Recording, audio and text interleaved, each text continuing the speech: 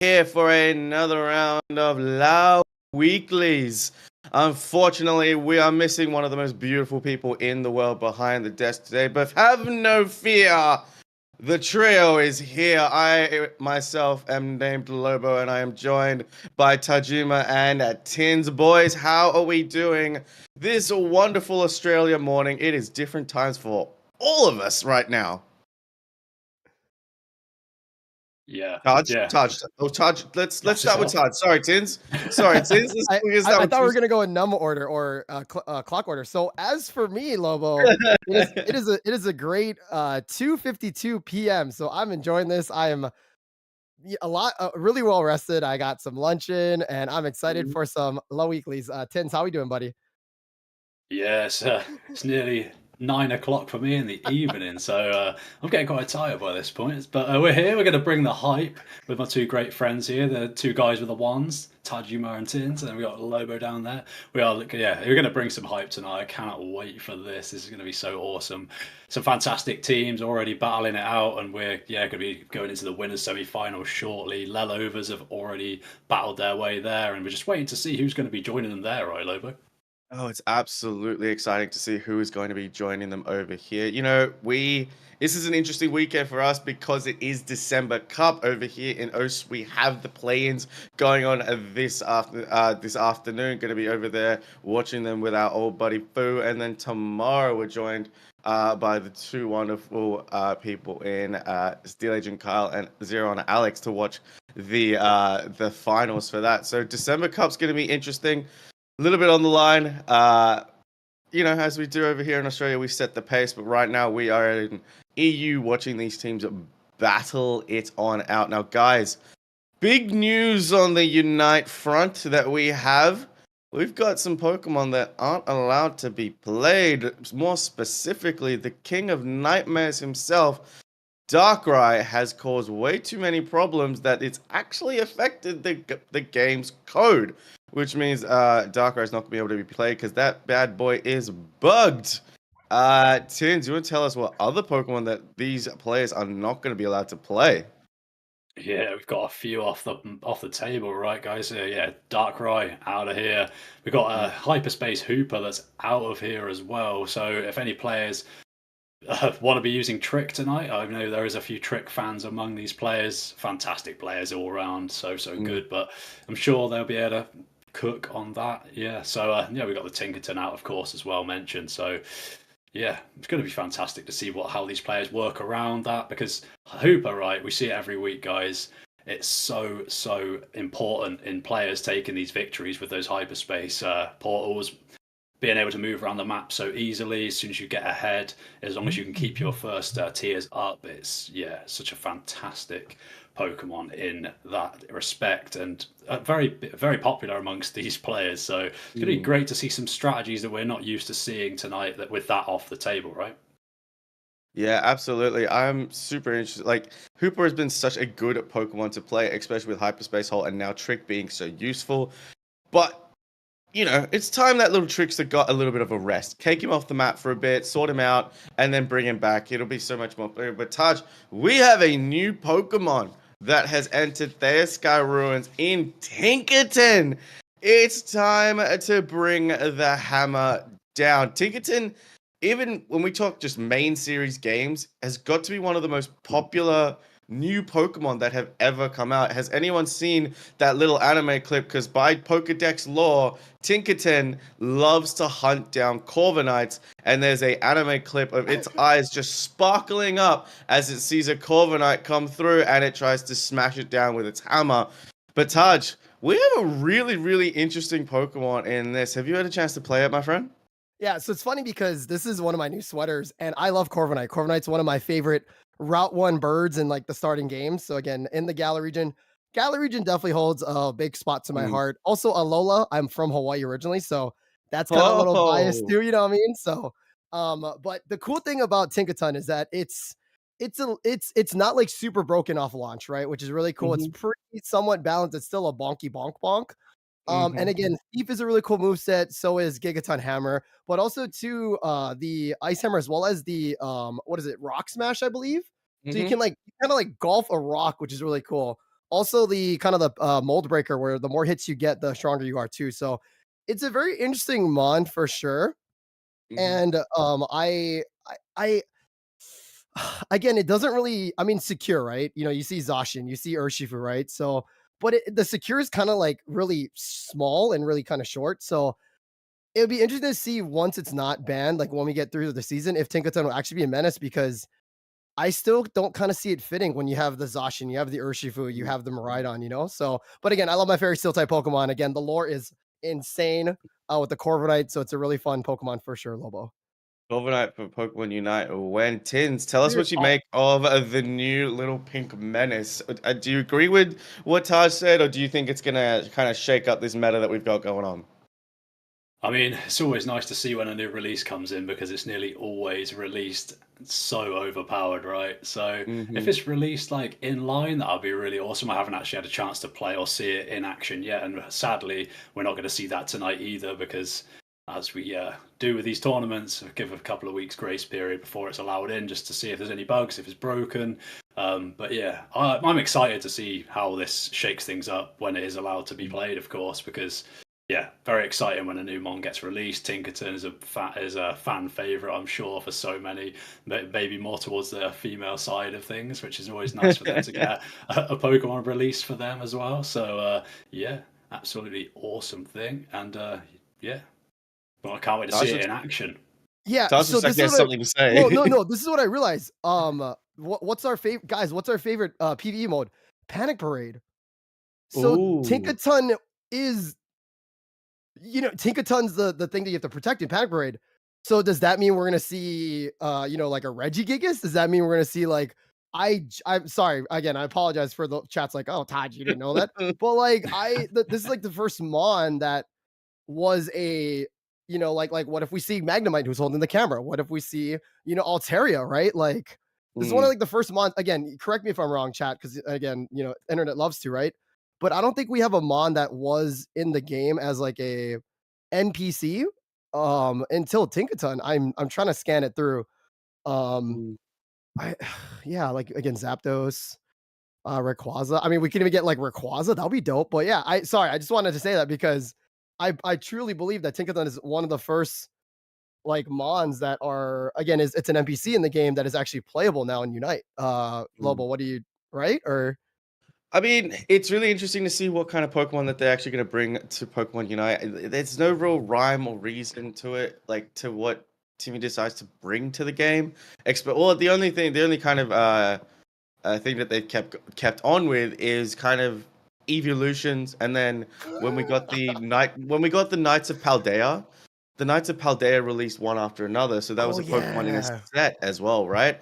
So perhaps we're getting like a set because at the moment, we've got the two fairies that are just being released. So Galarian Rapidash is coming out, Hmm. Tinkerton is coming out. So they're fairies that are being released. There's nothing. What's the correlation between Psyduck and Darkrai? Who knows, right? They're both Um, mythicals. Both oh yeah, broken. absolutely. They're both mythical Pokemon for The sure. legendary mythical Psyduck. You know, that's what we love to see. But we are just waiting for this game to get started up. The previous game has gone to a game three situation. We love to see a game three situation here, guys. This is the weekend of December Cup, but there is another cup that is looming around the corner that is all just as important, if not more important. Tins, this one is being held in your backyard. And of course, I speak about EUIC. Guys, how do we feel about this? Specifically, the open bracket, which means any team can go. Don't have to be qualified. Any team can go. And then it's you enter the Swiss rounds for your chance to fight your way into the group stages. I think that's a really cool concept. What about you guys? Yeah, I mean, like you said, it's being held in my backyard. So I'm Mm. actually from Oxford way, so London is very close to me. And finally, I'm going to be there this year with some of the guys here. So yeah, it's really exciting for me. And of course, like Lobo was saying, every team can go and get involved. It's yeah, it's a great opportunity for sure, and for the ones that have qualified, especially. But yeah, what are you thinking about it, Touch? Well, no, so it's really dope is that UIC is coming up, right? And again, the one thing, right, too, which is really it was kind of a joke, but the only thing stopping teams are just the passports, right? So luckily Hmm. there I heard there's no issues now, which again, a lot of teams are already going to go, but yeah, I think the only thing stopping these teams would just be again the passport visa issues, right? So but again, Lobo, I think we have a lot of stuff going down with that with Engage. So if you want to explain a little bit about that, there's some exciting hype going on coming Yeah, through. Yeah. yeah, absolutely. EUIC this year round is going to be incredibly hype. Obviously, we are here at Engage. Engage is putting on these weeklies. They're putting on all these lovely grassroots tournaments, and now they are stepping it up this year. They are putting on, excuse me, whilst I just get up the graphic. They are putting on an incredible EUIC bootcamp opportunity for all of these competitors, and it's going to be at the Giant X Gaming headquarters. It's going to be held on the 20th of December, so it's a chance for all of these teams to head to London. It's a chance for them to scrim each other, get to know each other. Of course, these teams already know each other, but constantly scrim each other. It's going to be a professional setup. We're just having a look at some of the photos here, and it's going to be absolutely insane. It's going to be a high-tech era, comfortable gaming service, top-notch Wi-Fi, food and drinks and meals are available. They have access to this place for 24 hours, do these teams, to be able to scream as often as they possibly. Each team's going to get a limited space, a limited space, a private limited space for the teams. They have a streaming room and a content media room set up as well. So this is going to be incredible just to have a chance to go and do a boot camp such as this where you're completely focused. It's you, your team, and other teams around you that are going to be competing for what you want, which is that EUIC title. Engage is the first team to do this, our first sponsor and company to do this. No other team has done this so far, so they are putting everything into EUIC and making sure that these Pokemon Unite players get the best out of this EUIC experience. Guys, what an incredible thing. We've just been sent when I say graphic, I mean it's just the stuff that I've been sent from the background, just having a look at some of these photos and the spaces that these guys get to be in and train in, just even for a short amount of time before the tournament. How important is it for us to get there? Yeah, How no, important? Yeah, sorry. Go yeah, ahead, no. Taj. So here's the cool part, right? So I don't know what teams do. Obviously, like there's jet lag stuff like that too, right? So when teams travel, they kind of want to enjoy themselves. They want to get their mental straight because mental is really important, right? But the Mm-hmm. fact that whoever signs up now, we heard that there's are some teams signed up. Nothing's set in stone yet, but once it is, check out the Engage socials. It's going to be nuts. We did hear through the grapevine that there are some big teams that already signed up. And again, so Tins, I'm going to ask you this, right? So imagine like this, right? You actually get to play a team that you're really weak against, that you lost in scrims, or like there's like really bad lag, and all of a sudden you just Mhm. 2-0 them. Now, does that make is that like a is that a in your favor, or do you know what I'm trying to say? Like, do you think teams will actually try to like do good, or just maybe like try to do their weird strats? You know what I mean? Like, because imagine if like your favorite team sweeps the team that they couldn't beat before, you'd feel pretty Mhm. good, and then when it comes to the actual tournament, whatever. So Tins, how do you feel like? Do you think it'll be an advantage? And again, this is just kind of like lore and theory, right? So, but Mhm. Tins, how do you feel about if like two teams, got together and then like the unfavored team actually swept them? How do you think the other team would feel about that? Well, yeah, it's gonna do things to your mental state, isn't it? Like if you're feeling really confident, like remotely against the team, and then all of a sudden in person, that changes the dynamic and flips things on its head, and then you 2-0 them. It's like this is gonna start like playing some mind games, but I feel like that sort of boost and confidence for teams could be really important. You know, a team that's maybe not feeling so confident all of a sudden does really well in person. You know, that could completely flip the dynamic of their confidence going into the weekend. So, of course, like you said as well, mental strength and travel. Like if they're coming down for the Thursday and then they're going Mm-hmm. to have this opportunity for 24 hours, then get a nice amount of rest and they're already there, ready to go for the weekend. You know, this it's a really, really good opportunity, and Engage are absolute legends for putting this on, honestly. And yeah, I'm sure we can all agree on that one. It's It's interesting. Like, how high does the level go? Like, when you're in this arena with other teams, with other players, not just other players, but players that are on this level that are fighting for that second, third, fourth spot at an EUIC, at a Worlds, that you guys get to scrim. It's got to put that mental on a higher like plateau that you can get to. But I also think there is an interesting flip side to it. If you're able to beat a team in scrims, do you then go into the match at EUIC thinking, "Ah, we beat them"? Or like, what's the flip side of it? And then maybe you're kind of like a little bit chill about the game, and then you get 2-0'd and you're down in losers bracket.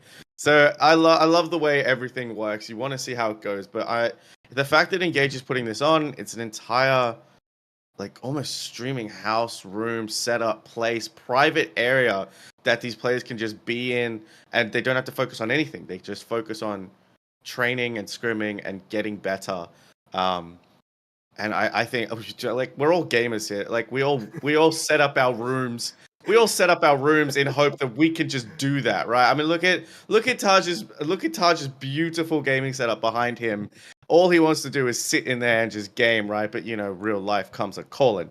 But I'm so excited for the future of this. We've got December Cup now. We've got February Cup in like January Cup, and then we've got EUIC.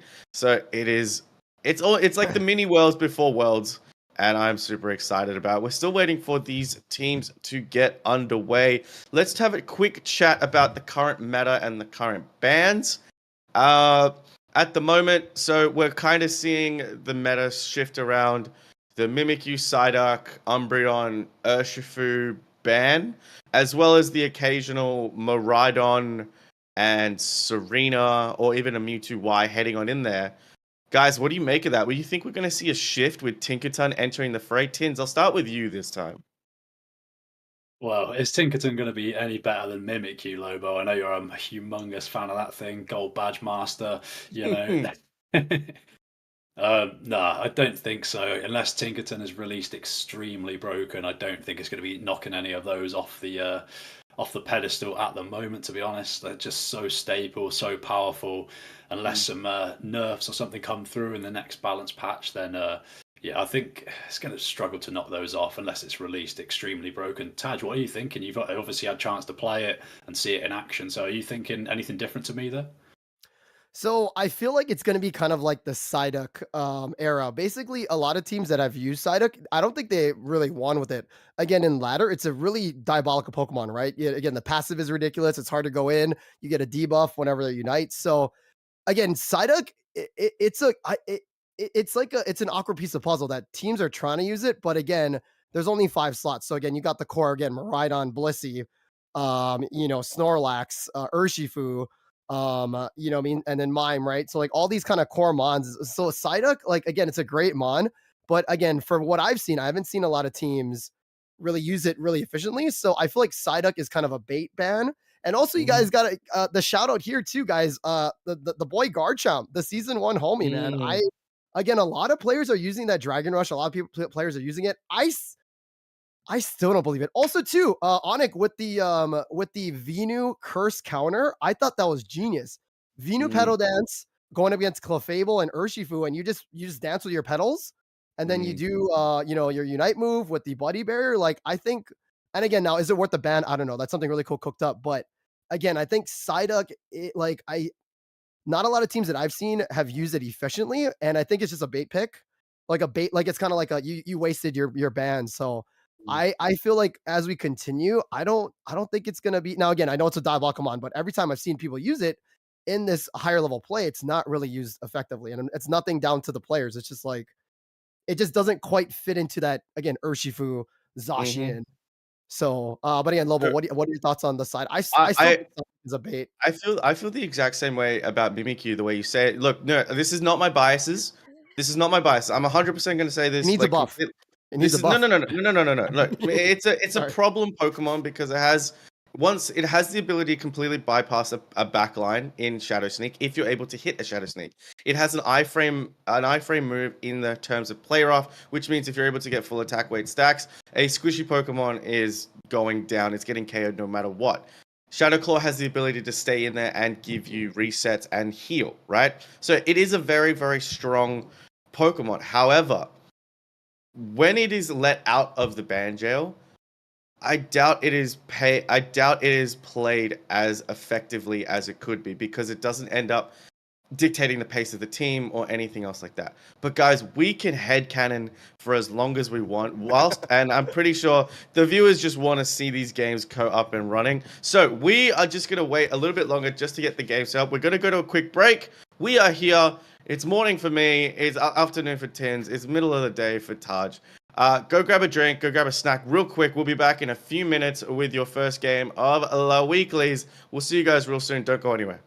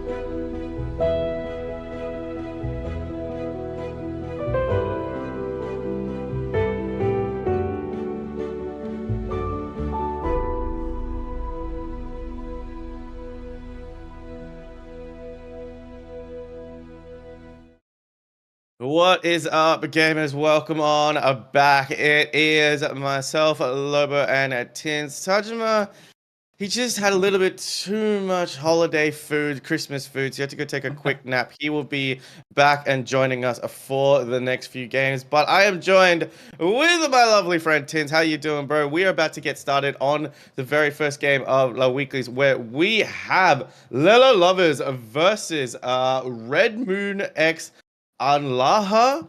I'm thinking that's two teams that have just joined together. I know we have teams in lobbies, but this is going to be a real interesting one before we get on in and head on over to game. Teams, give me your thoughts. What are we going to see? Because, you know, again, we're still getting used to this EU region. You play ranked all the time here, right? What do you see? What do people like to play?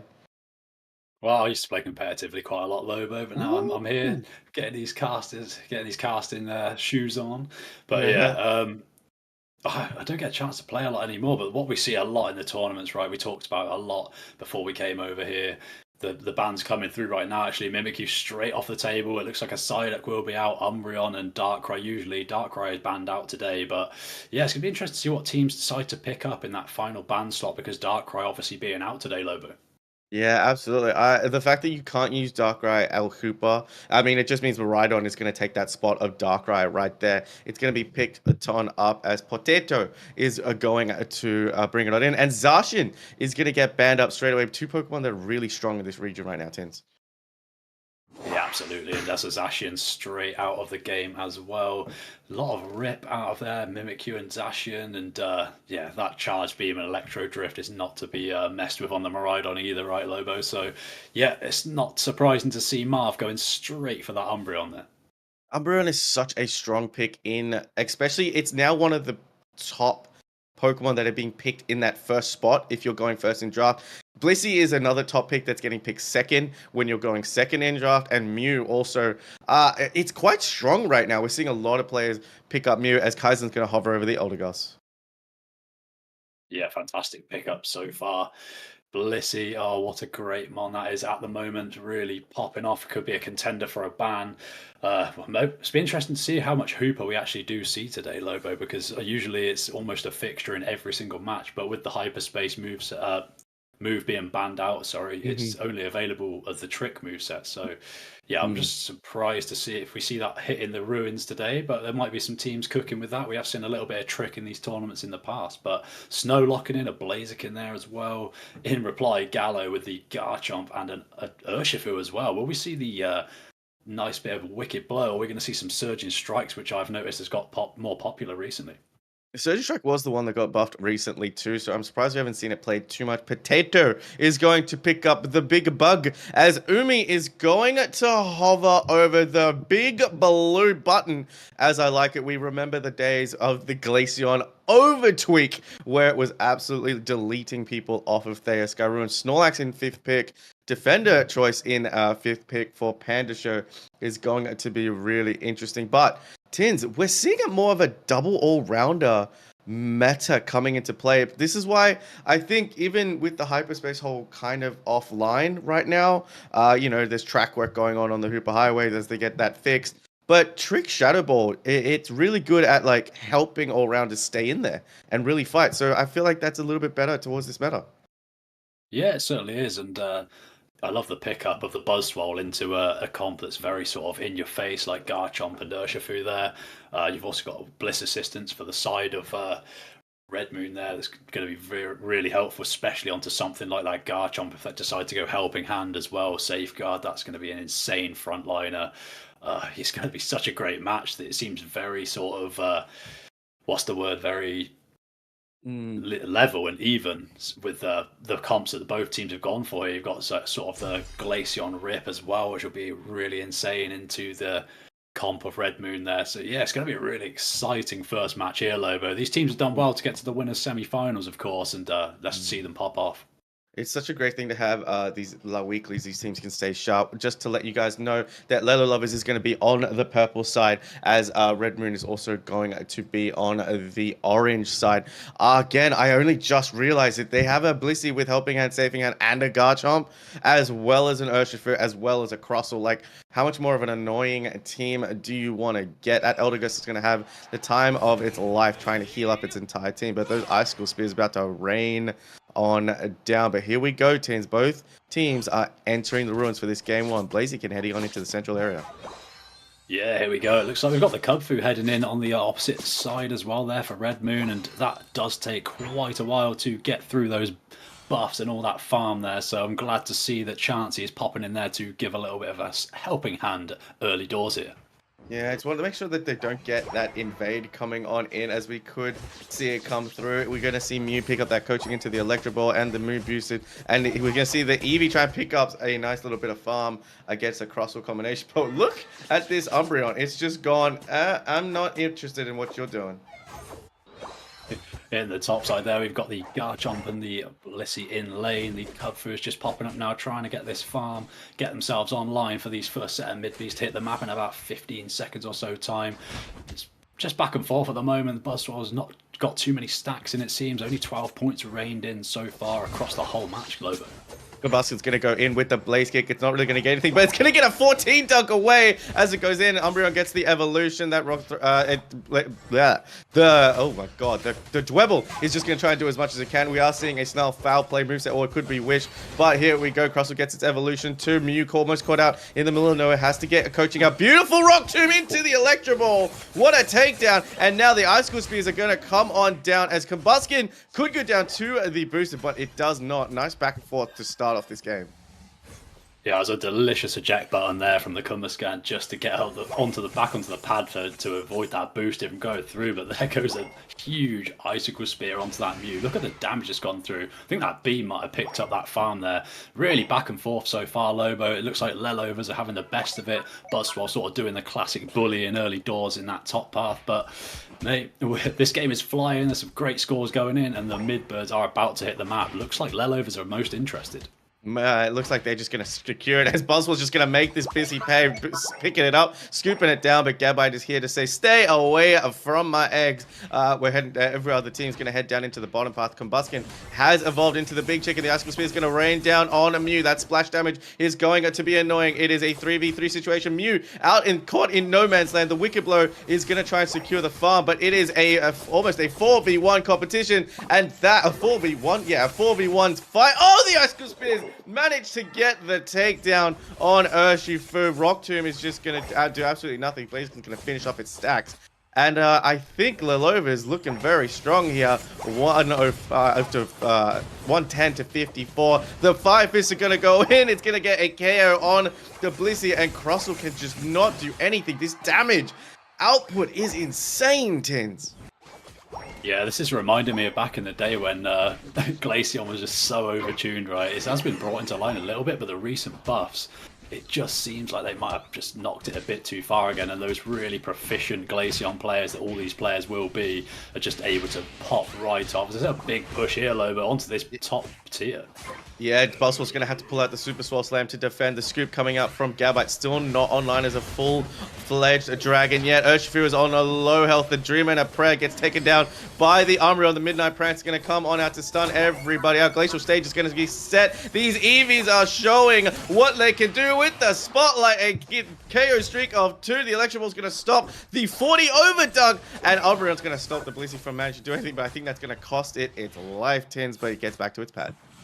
Yeah, it's really nice there from the Umbreon. I think the stun was about to take down that Blissey that was trying to get to the pad to stop that huge 37 overcap there, Lobo. Lelovers are just really in sync so far. It looks like they're going to get the top objective as well. That's going to be heading towards that tier 2, putting some really nice pressure on Red Moon. I really like what Red Moon did earlier, though, on the sort of when the Midbirds came up, they decided that they were behind in scores, decided to push that bottom base, get some scores into their own. That's what they need to do here. They just do not want to get too far behind. They need to focus on trying to get some scores in and not to get too under pressure, get their farm. And look at the side of Lelovers. They're putting so much pressure on, they're forgetting to take their own farm there. So it's very important that Red Moon can capitalize on those things.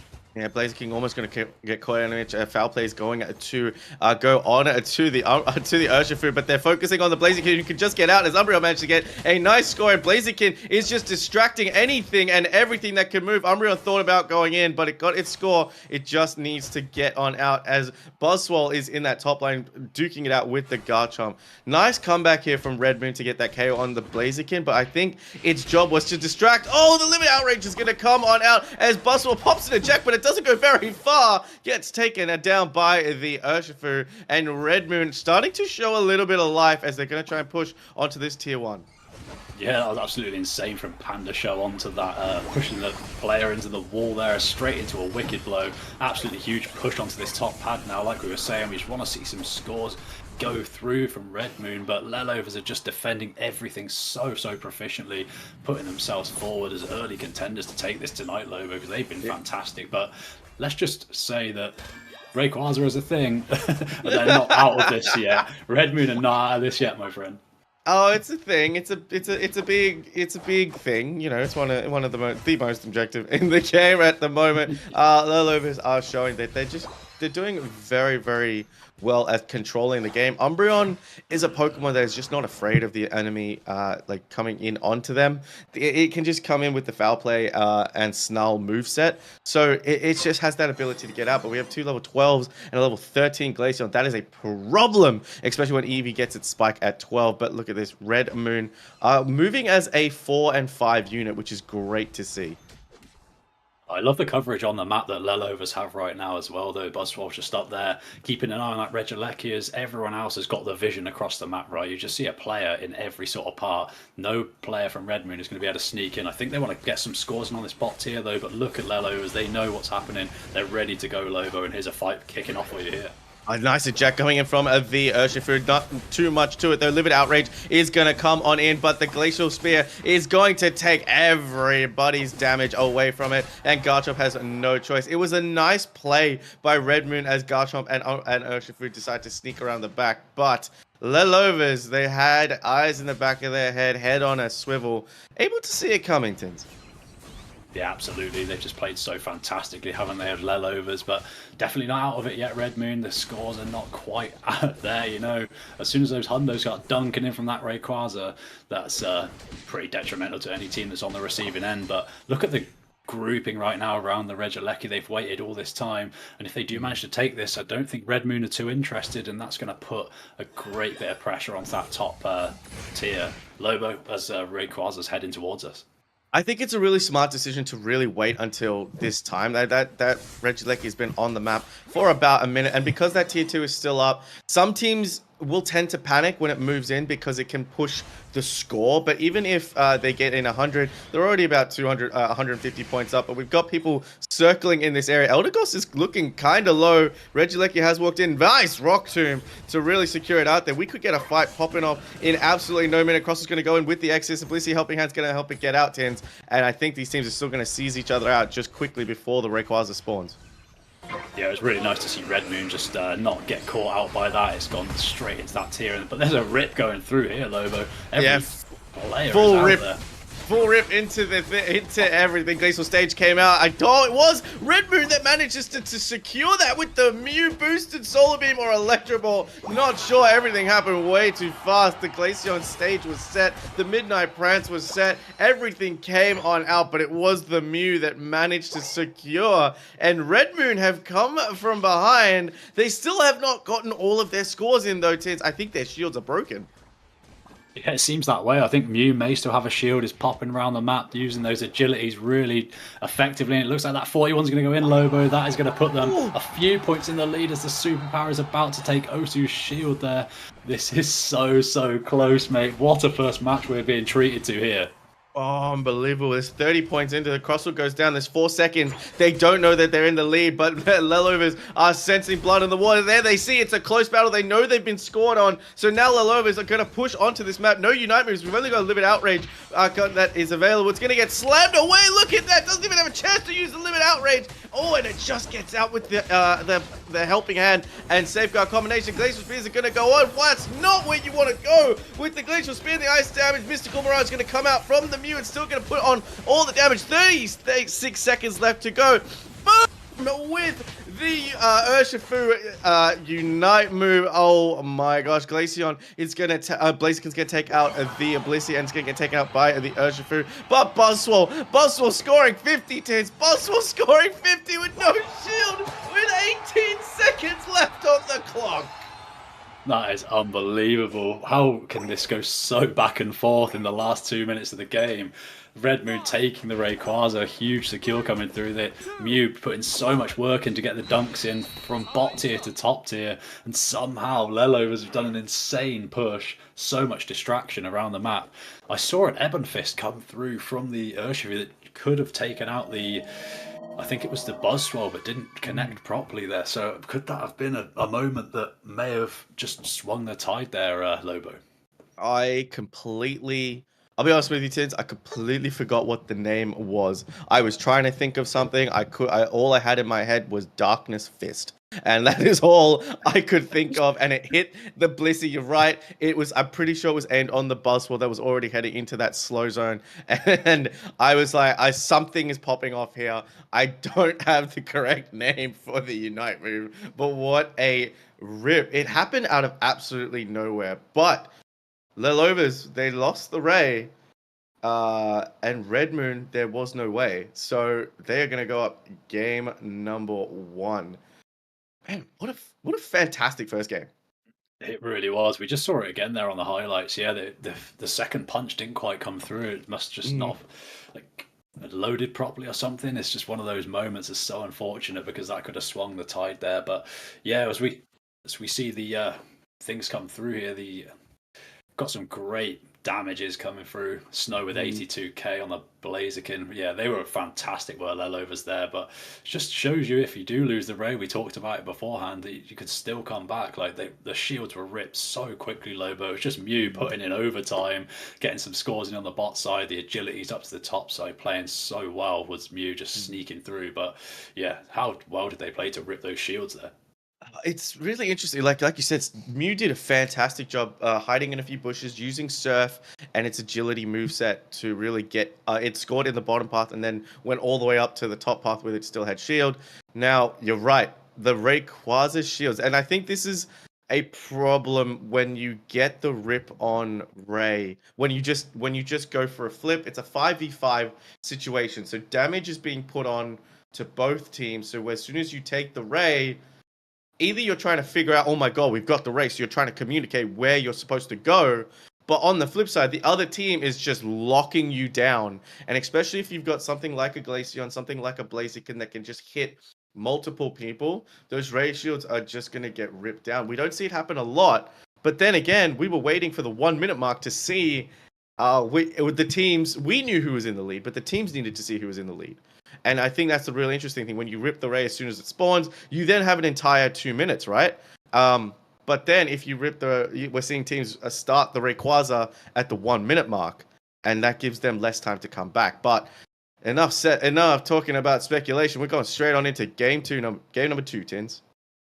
Yeah, similar bands coming through, right, Lobo? We've got Umbreon and Psyduck straight out of it here. Zacian is going to join them. We've just got one more band to come through here. What are we going to see? Is it going to be targeted? It could be Mimikyu is still on the table. There it is. Pretty similar bands to the last game. Psyduck now available for these teams, and nobody wants to play against it, my friend.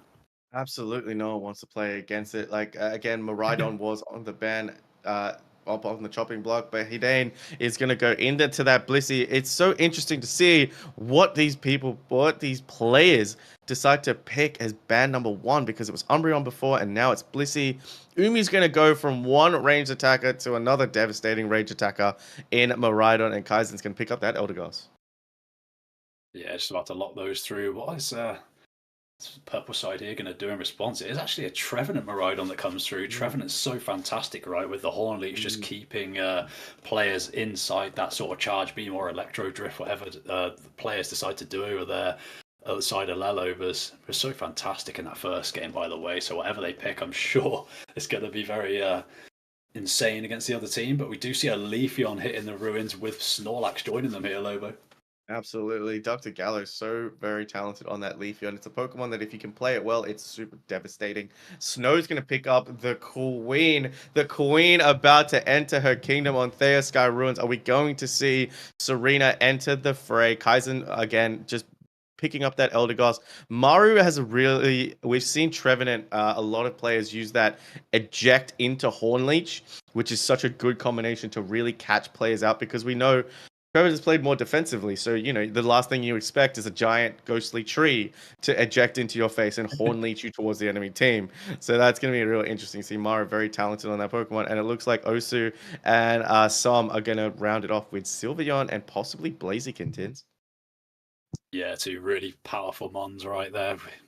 It's interesting that Sylveon got a couple of nerfs recently to the Mystical Fire. That moveset just allows them to stay in there for so long, and the reworks to Hyper Voice. It's really interesting to see how much they've done actually with Sylveon recently. But in response, we've got a Dodrio on the map, Lobo. I'm really excited to see Serena actually, especially into that Leafeon. Queen Ascendant, such a fantastic Unite move locking down a single target. So that could have been in reply to that Leafeon being picked up. So very, very great match awareness from Snow there.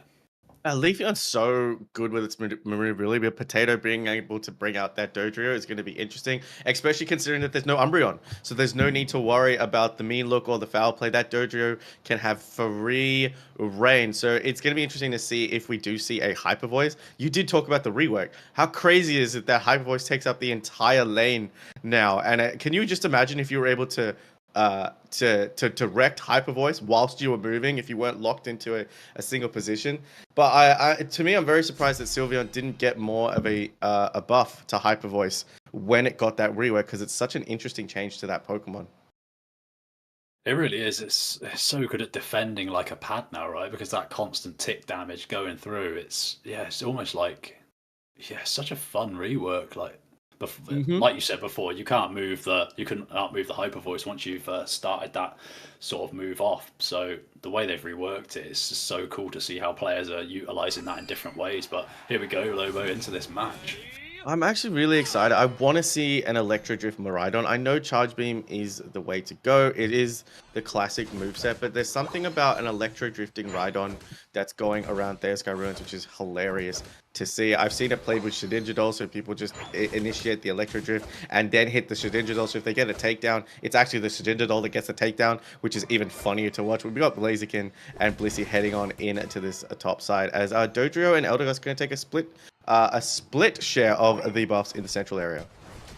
It's interesting to see on the other side as well. There's a split it's a double Eevee in the left side of the jungle there. Leafeon and Sylveon already hitting the map here, Lobo. So that's going to be some really nice, tidy early pressure coming into this top side as that Razor Leaf goes through, nearly picking up the Eldegoss there. No, Eldegoss is just a little bit too strong, especially if it's holding on to that red buff. Bounce Sweet is there, but we've got a Snorlax invade. It is going to be that Mystical Fire moveset, as Trevenant is in a little bit of trouble here. Does manage to pick up those buffs. Unfortunately, the invade not so strong this time. Actually, the invader was strong that time. I'm sorry, I got my colors mixed up a little bit there, because we head on top side for these middle Altarias as they're going to head on in. It is a 4v3 situation, and it is just going to be Charge Beam down on the bottom. That's just going to soak up all of that farm for the side of Lilo Lovers, who are, I believe, now on the orange side, unless they've swapped sides. I could be mistaken, but the Dunks are just going to get, and Trevenant's going to evolve. Yeah, it's a really great start to this match. We've got a minute 30 gone. There's some nice KOs starting to happen. Osu's dropping really low on the bot side there.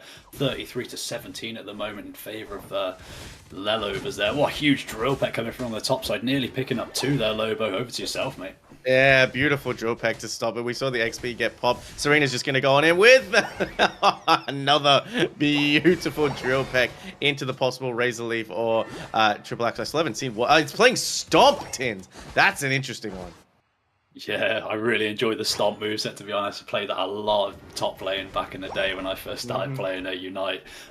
It's really interesting to see because that did actually get nerfed. So it's nice to see players obviously coming out here, Lobo, and giving things a try potentially that maybe they're not so confident anymore on how that's going to work after nerfs and things like that. But yeah, another huge drill peck coming through on the bot side, mate, picking up that Snorlax.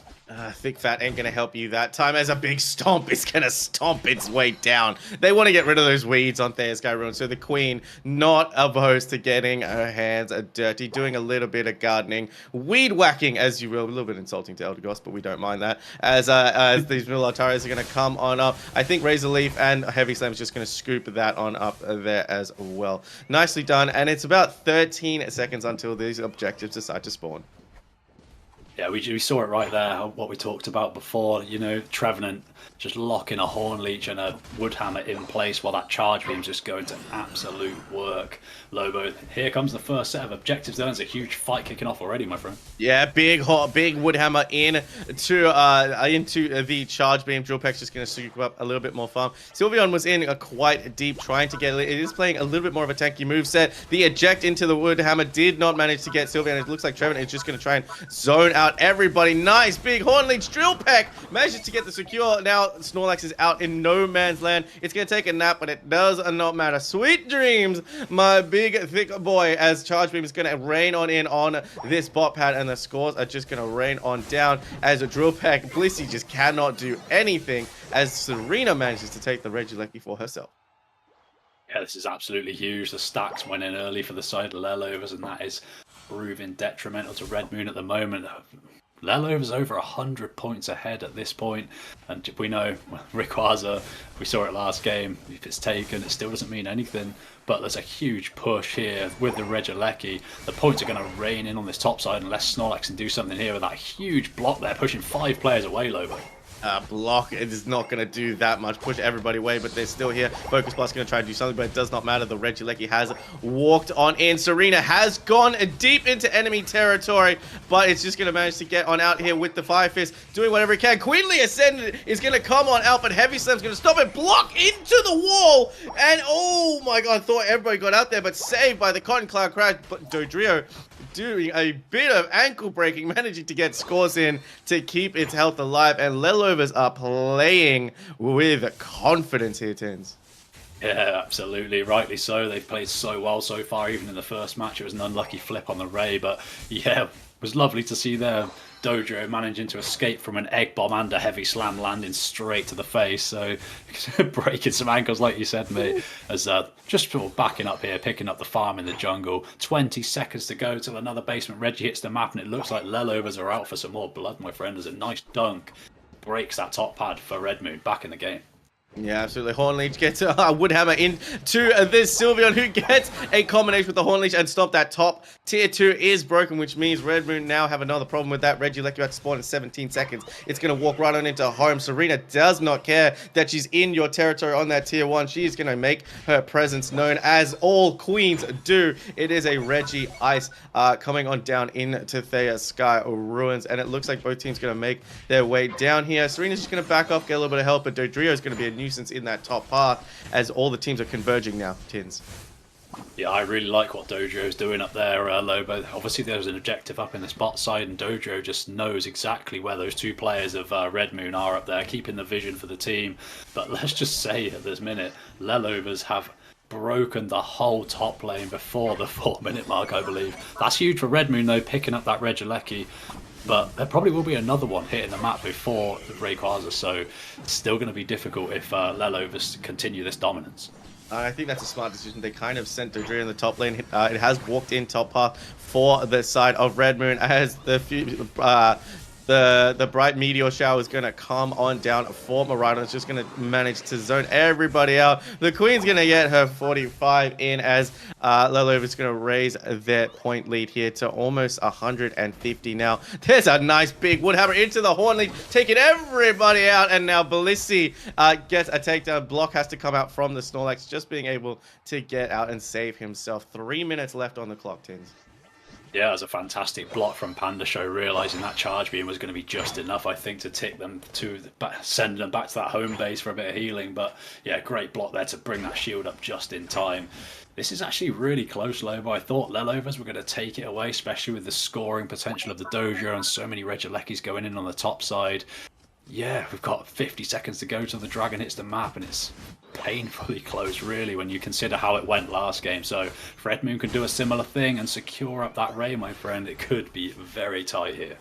They have got the Blaziken there for secure. They've got the Leafeon for secure as well. We're going to get a little skirmish here at 2 minutes 30. Beautiful! Drill Peck manages to take Sylveon down early. It's going to go back to the Pokemon Center and rethink its positioning into that Rayquaza fight. 28 seconds, 26 seconds. Just out. Horn Leech onto the Snorlax as well. It's going to get caught out into the charge. We has to heavy slam out. Does a beautiful bit of stun, but now it's got 3 members staring it down. Leafeon manages to take out the Dodrio. A fight is going off. Queenly Ascendant's going to come on out with the Bliss Assistance onto the Blaziken, but Lelovers are right back in. Members down, ults are flying, and the dragon hasn't even spawned yet, Tins. This is absolutely huge. I think we saw a Bliss assistance come out from the side of Red Moon, which was trying to keep up the Blaziken, I think, because they were dropping painfully low. The Rayquazas hit the map. Lelova's Snow there has already gone to work on that shiny Ray. The Meteors are coming down, doing a little bit of damage there. Block is out. Look at that charge beam tick damage though. Lobo doing so much work as Eldegoss and Leafeon in the top side there. Leafeon is down for the side of Red Moon. Now one plant versus another get the victory over that. Leafeon being out as well, but Eldegoss is gonna have to pop the Cotton Cloud Crash. Blaziken out in no man's land, has to hit the overheat, but Drill Peck comes on in, but it is Miraidon that secures the takedown. Sylveon is in there with Mystical Fire. Phantom Forest is gonna come on out. Charge Beam is gonna do big damage. Snorlax goes down, and now Sylveon has no choice but to run away. But what is this Blissey doing up in that top pocket there? Is it gonna try and go for a Blissey steal? But Lelovers have had an incredible fight. They don't need this, Tins, with 1 minute left to go as Red Moon are making their way on back on into the central area. Leafeon gets caught. That is not where you want to get caught. Emerald two-step onto the Miraidon, but it's in that Unite move stage where it's bringing down the Meteor, so it's able to kite super well. And now Red Moon have decided that they want to go for the rip. Blaziken is in there. It's using the Fire Fist. The Charge Beam is on a top. Triple Trample's going to come on in as well. Drill Pecking the Blaziken out of the Ray, and it's going to secure it with that beautiful piece of play.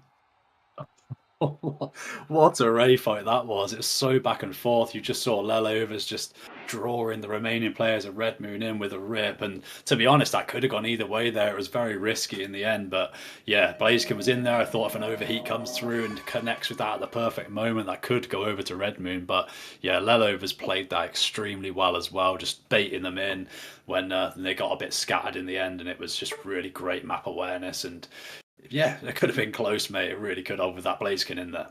It is not over for a Red Moon straight away. They are going to go head on down, but Lelova is doing a fantastic job, playing incredibly well, taking the winners the first winners semi-final 2-0. They are going to join BH3 Esports in the winners final as they went 2-0 against Flippin' in Light Speed. My God, Tiz, we got a lot of 2-0s happening. These teams, especially with December Cup this weekend, are out here playing in full force. Yeah, they're absolutely cooking. Snow, especially on that Sereno, the X attack, 116k damage coming through there, Lobo. Absolutely insane. Umi as well, 95k. That charge beam was going to absolute work, especially on the Snorlax and Potato. Fantastic on the Dojo as well. So many important drill packs throughout that match, even securing the Ray at the end as well. I think Dodrio was such an interesting counter to Leafeon because Leafeon is so good at just running around the map and not being caught. We saw it try and go in on that Emerald two-step on the Miraidon early on in the Ray fight. Actually, late on in the Ray fight. I think it's called Bright Future Meteor Storm. You try saying that in the middle of a Ray fight. The Bright Future Meteor Storm. You try saying that, but it has such a good ability to kite, which meant it was able to really just avoid the Emerald two-step and not do anything at all. Again, Blaziken went in, got caught out. It was getting charge beam down. So the tick damage from charge beam on Miraidon was doing a lot of damage to Blaziken. And then the triple trample in to the Rayquaza pit at the very last minute, and then to drill peck Blaziken out of the Rayquaza pit to secure the Rayquaza whilst you're doing that. I mean, come on, man. Like, how do you even come up with that? But Tins, we're going to take a short break. Guys, do not go anywhere. We're going to be right back with this week's La Weeklies. The action is hot and fast, and it is heating up as December Cup looms right around the corner.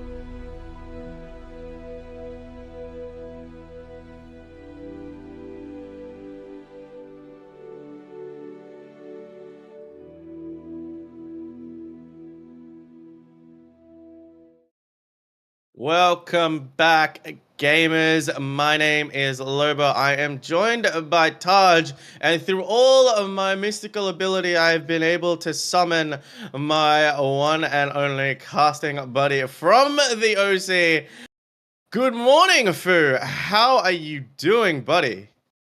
I'm doing as well as someone can be doing. I'm excited for these games on a Saturday. I didn't want to miss this, so I'm real. La Weeklies has been hot and fast since we got going. La Lova's managing to do a 2-0 over Red Moon. Guys, our next match is about to start, but let us just recap the Pokemon that are not being played right now. Darkrai has got a few bugs. It's causing a few nightmares for those developers. Hooper, that hyperspace, the Hooper Highway has got some construction on it. The lanes are closed, which means Hooper can still be played. However, it is only the Trick and Shadow Ball moveset that can be played. And we are bringing the hammer down on Thea Sky Ruins. Tinkaton is still in moratorium, so it's able to be played, but not in competitive play. It needs those 2 weeks to just make sure that Pokemon isn't too overtuned. Pokemon tend to be when they get released. But guys, this next game is going to be a doozy for both of you. We have got Lelovers versus BH3 Esports. I'm gonna pass it off to you guys. I guarantee you this is going to be a great match. Good luck. Have fun casting this one, boys. I'm very excited, Taj. I mean, this is our winners finals for today's the weekly, and remember, for these teams, the grand final will be looming for them, and as well as the December Cup coming in tomorrow for these players. But look at the bans quickly.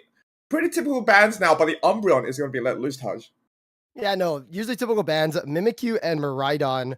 Again, Zacian as well, too, with the Psyduck. But we do see, again, the Leafeon pickup from Snow.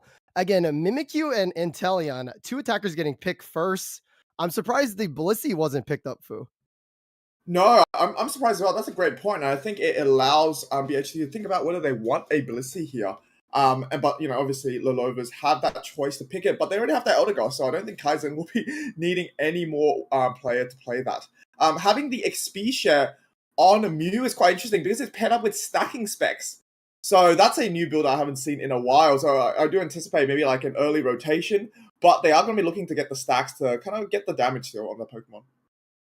Yeah, I believe that was Greg before. We watched him in my first couple of casts, but he was wild with Mew. So super excited to see an aggressive, because I love Mew as well too. So having the XP share to help your teammates as well as stack to deal more damage. Because right now Mew kind of hits like a wet noodle. But we do see the Lucario Fu on Volto. Again, nice secure, as well as the season 1 Garchomp on Potato. Yeah, and speaking of Volto on the Lucario as well, Charging Charm. That's a item that I haven't seen on many Lucarios, but it's all about that, charging it up while use your other attack, and then for that pop secure, like you talked about, having a max amount of damage with that X attack as well. But looks like Potato's going to go back through with the Garchomp, as well as Umi on the Glaceon. We saw Umi last week, I think, on a lot of Glaceon gameplay, so keen to see it back. They have 3 evolution stars. Yeah, no, definitely. Umi is going to be a lot of damage for sure. Now, again, you do see the Garchomp on the purple side. So, again, it's going to need a lot of levels, a little bit of time. But you have the Glaceon, you have the Leafeon support as well. But looking at the side of Orange, the side of BH3, right? They don't have any heals. They do. And again, they kind of throw mons. They have the Mew, they have the Inteleon, the Absol. Again, they also have the Lucario, but I'm a little worried that they don't have enough healing support. Yeah, I'm gonna cope and say that Greg has coaching, and they'll be able to provide some shields to this Pokemon. On the team, but sometimes you don't really need like that sustain if you can just quickly burst down the enemy, right? And looking at the draft that the Lovers have put out for us, a lot of squishes on that team. That is true, but again, here we go, Fu. We got Lelovers on your purple side, and we have BH3 Esports. Again, this is best of 3. They are on your orange side. We have the Leafeon going in on the jungle side, as well as the Absol taking the jungle for the orange side. Yeah, no invades here. Obviously, the Leafeon on the side of the Lelovers, once it does get its evolution, will be able to ambush that top path very, very soon. So no point contesting farm against someone that just evolves and comes online so quickly, right? We have the little evolution about to be Umbreon very soon, just trying to get as much as the enemy's farm as possible, just to, I guess, stuff it up, but also get their level 4s as well. I do anticipate the 2 will go in. So, very soon there will become a fully fledged Umbreon. I love this play. Again, Eevees in this game, they definitely get too much, but I love how the fact that he stole a Citrus Berry, stealing resources from your opponents. It's almost like taking their jungle, taking their bottom lane objectives. We do see a little skirmish coming on here, but again, props to Marv being super aggressive on that Umbreon. Again, you can do that as that little Eevee. I think going up against that comp with the water guns for both the teammates, the fact that they were able to knock someone out, obviously Umbreon now knocking out Sobble, is so important because, as your evolution with the Swift, you can't really out-secure something like a water gun, but if you do knock them out, you're going to be able to get all those farms yourself. So I do anticipate Umi getting that Glaceon right now.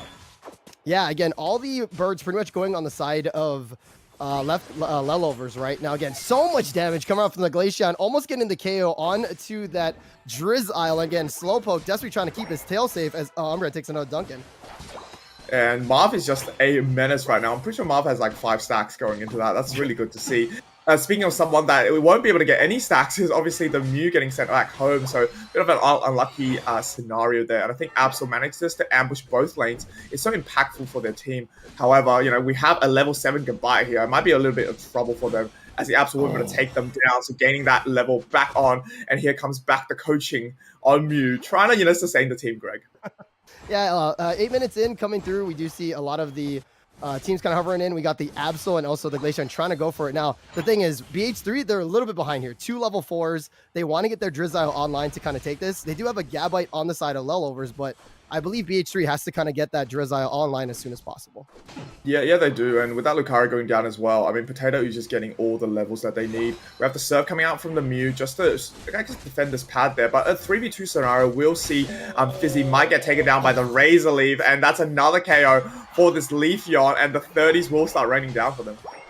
We talk about burst, but again, having that Gabite as well as that Leafeon, that's definitely a lot of burst too. We do see Slowbro coming down or coming up to help defend his teammates, and we do see still Drizzile, level 6 on the board. Obviously looking for that level 7, but I think they've just been pushed out of there by the Umbreon the entire time. The 2-step will go through to knock out the Slowbro though. Yet again, BH3 not able to win any of the fights in that top half.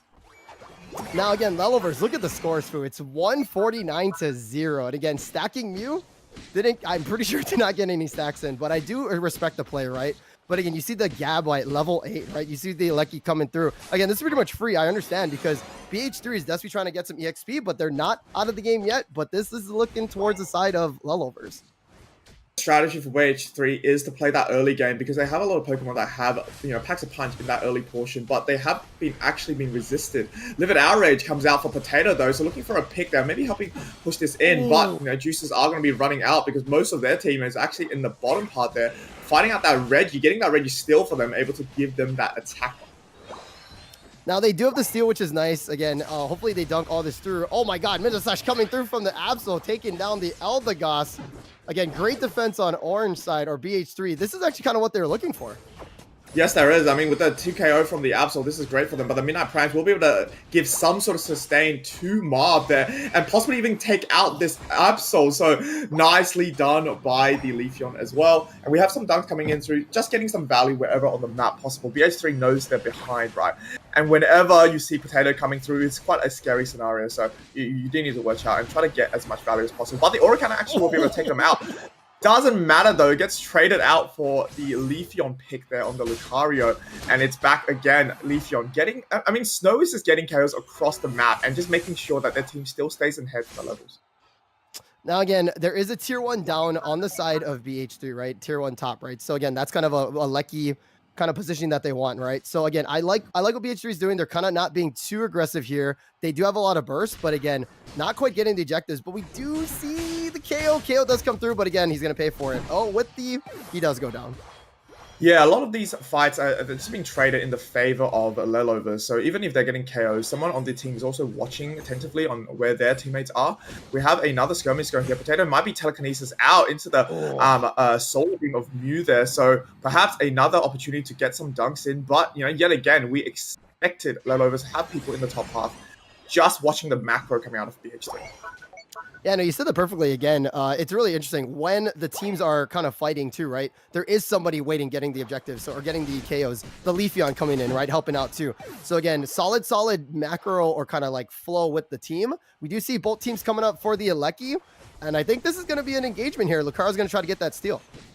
Yeah, Voltor has that power-up punch ready to go, but the Emerald 2-set will be able to shut them down or at least take them away from this fight. Yes, it will. Mew using his Mystical Mirage, but actually goes up to score instead. Not able to get the 40. So now they lose both 2 players, Taj, and also the Regieleki. I like the play of BH3 because, again, what do you do against the team of Lelovers, right? You might as well try to score, but again, 40 takes a lot to score. Just kind of unfortunate, but solid team play from Lelovers to be like, all right, you guys gonna get this? Okay, cool, I'm gonna get that Mew. Yeah, for sure. And I think just having the numbers advantage in a lot of these fights just means that BHC is just struggling to get any sort of KOs. Looking at the levels here, I mean, we have what, 2 level 13 and level 12 there, but as I say this, we have the Glacial Sage being set. I think the Glaceon will be able to take out the Mew. Mew going down again. Not too much impact. I'm just a little bit afraid the fact that a Mew needs kind of at least level 12 with Solar Beams to actually pack a punch at the raid fight. And with 90 seconds to go, I am not certain whether they can get that. Yeah, he's also level 10.5, and I've definitely been there for 4 because you want to give the farm to your team, not yourself, right? We do see the invade coming out. Again, I love Marv being super aggressive here. Coaching does come through. I don't know if they're going to get this KO, but they actually do. Yeah, And again, Marv knows it doesn't matter. Right. Oh, that's true. That's true for sure. So again, level 14 on the board with Leaf. Again, I like what Lullovers is doing. They're not giving any more kind of like team fights or any more EXP on the side of BH3. BH3 is pretty much starved of EXP because we do see Absol 14 as well too. But again, just the momentum going on the side of Lullovers. It's going to be interesting to see what they do for this Ray fight. Is we do have a level 14 Absol on the side of BH3 as well as a level 13 Inteleon, so they've done well regardless to get those levels back in. We have a KO on the Absol though, so I was just going to say, Absol being level 14 getting KO'd there is not a good look for BH3 because now we have two level 13s on top of the level 14 as well, and the fact that Umbreon is level 12 now, they're in definitely a good space. So, Food, this is what I believe. I think they're just going to let the Lucky go top. Oh, you definitely don't want that. More EXP going to the Chomp Chomp. So I believe Chomp Chomp could go for this by himself, but what I feel is that what BH3 needs to do here is they got secure, and then I feel like Lelos has a lot of rip, right? Obviously, both teams has really good secure, but again, I think I think BH3 needs to get a team fight going. They need to get a pick off before this Ray fight to make sure that they can actually secure the Ray and rip it themselves. See who Slowbro actually will slow beam here, as the spears will go off straight in. Leafeon will be the first one to go down though, but here comes the scoop and the Livid Outrage, and I did anticipate maybe a slow beam coming through. No slow beam available for this Slowbro to pick up this Garchomp, and that's going to send a Garchomp able to pick out Inteleon and also the Lucario Absol as well, and now with only Mew and Lucario on the board there, the Rayquaza is going to be so low, and what a clinical textbook play by Lullovers to get that Rayquaza. Literally uncontested, the Mew didn't even try. Yeah, again, I think while I was yapping, the Lucario got knocked out. So again, you kind of lose your front line there too, right? And again, you lose that secure from Lucario. But again, it's a good play, right? You're 4v5, and again, just the momentum of this whole game was going towards the team of Lullovers. But again, this is a best of 3. BH3 again, super solid team. I like where their play was. I just feel like that they were just kind of like not as fluid as Lullovers was. The other thing is we didn't get to see who the Slowbro actually was able to slow beam because I guess when we were watching it, I fully anticipated the Slowbro to kind of shut down the Garchomp, but the Garchomp got the full combo of its Livid Outrage off, and all of that damage went on the Inteleon. So Inteleon, obviously, without that peel of the slow beam, was not going to be able to get out of something like a unstoppable Livid Outrage, right? Now, Umbreon will go down here, but the damage has already been done. Another 100 Burger coming through for Lullovers will send them over 600 mark, and 400 points, man, 20 seconds to go. That is not possible to come back here.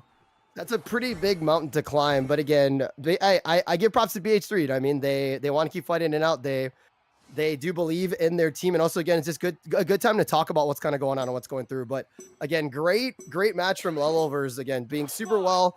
Again, they did have a Garchomp, but they got it online with the coverage of that Eevee squad. Yeah, I think the fact that Bot Path also won their on the lane was really important for that team because they're using so many resources to make sure that the top path was able to get Potato online, right?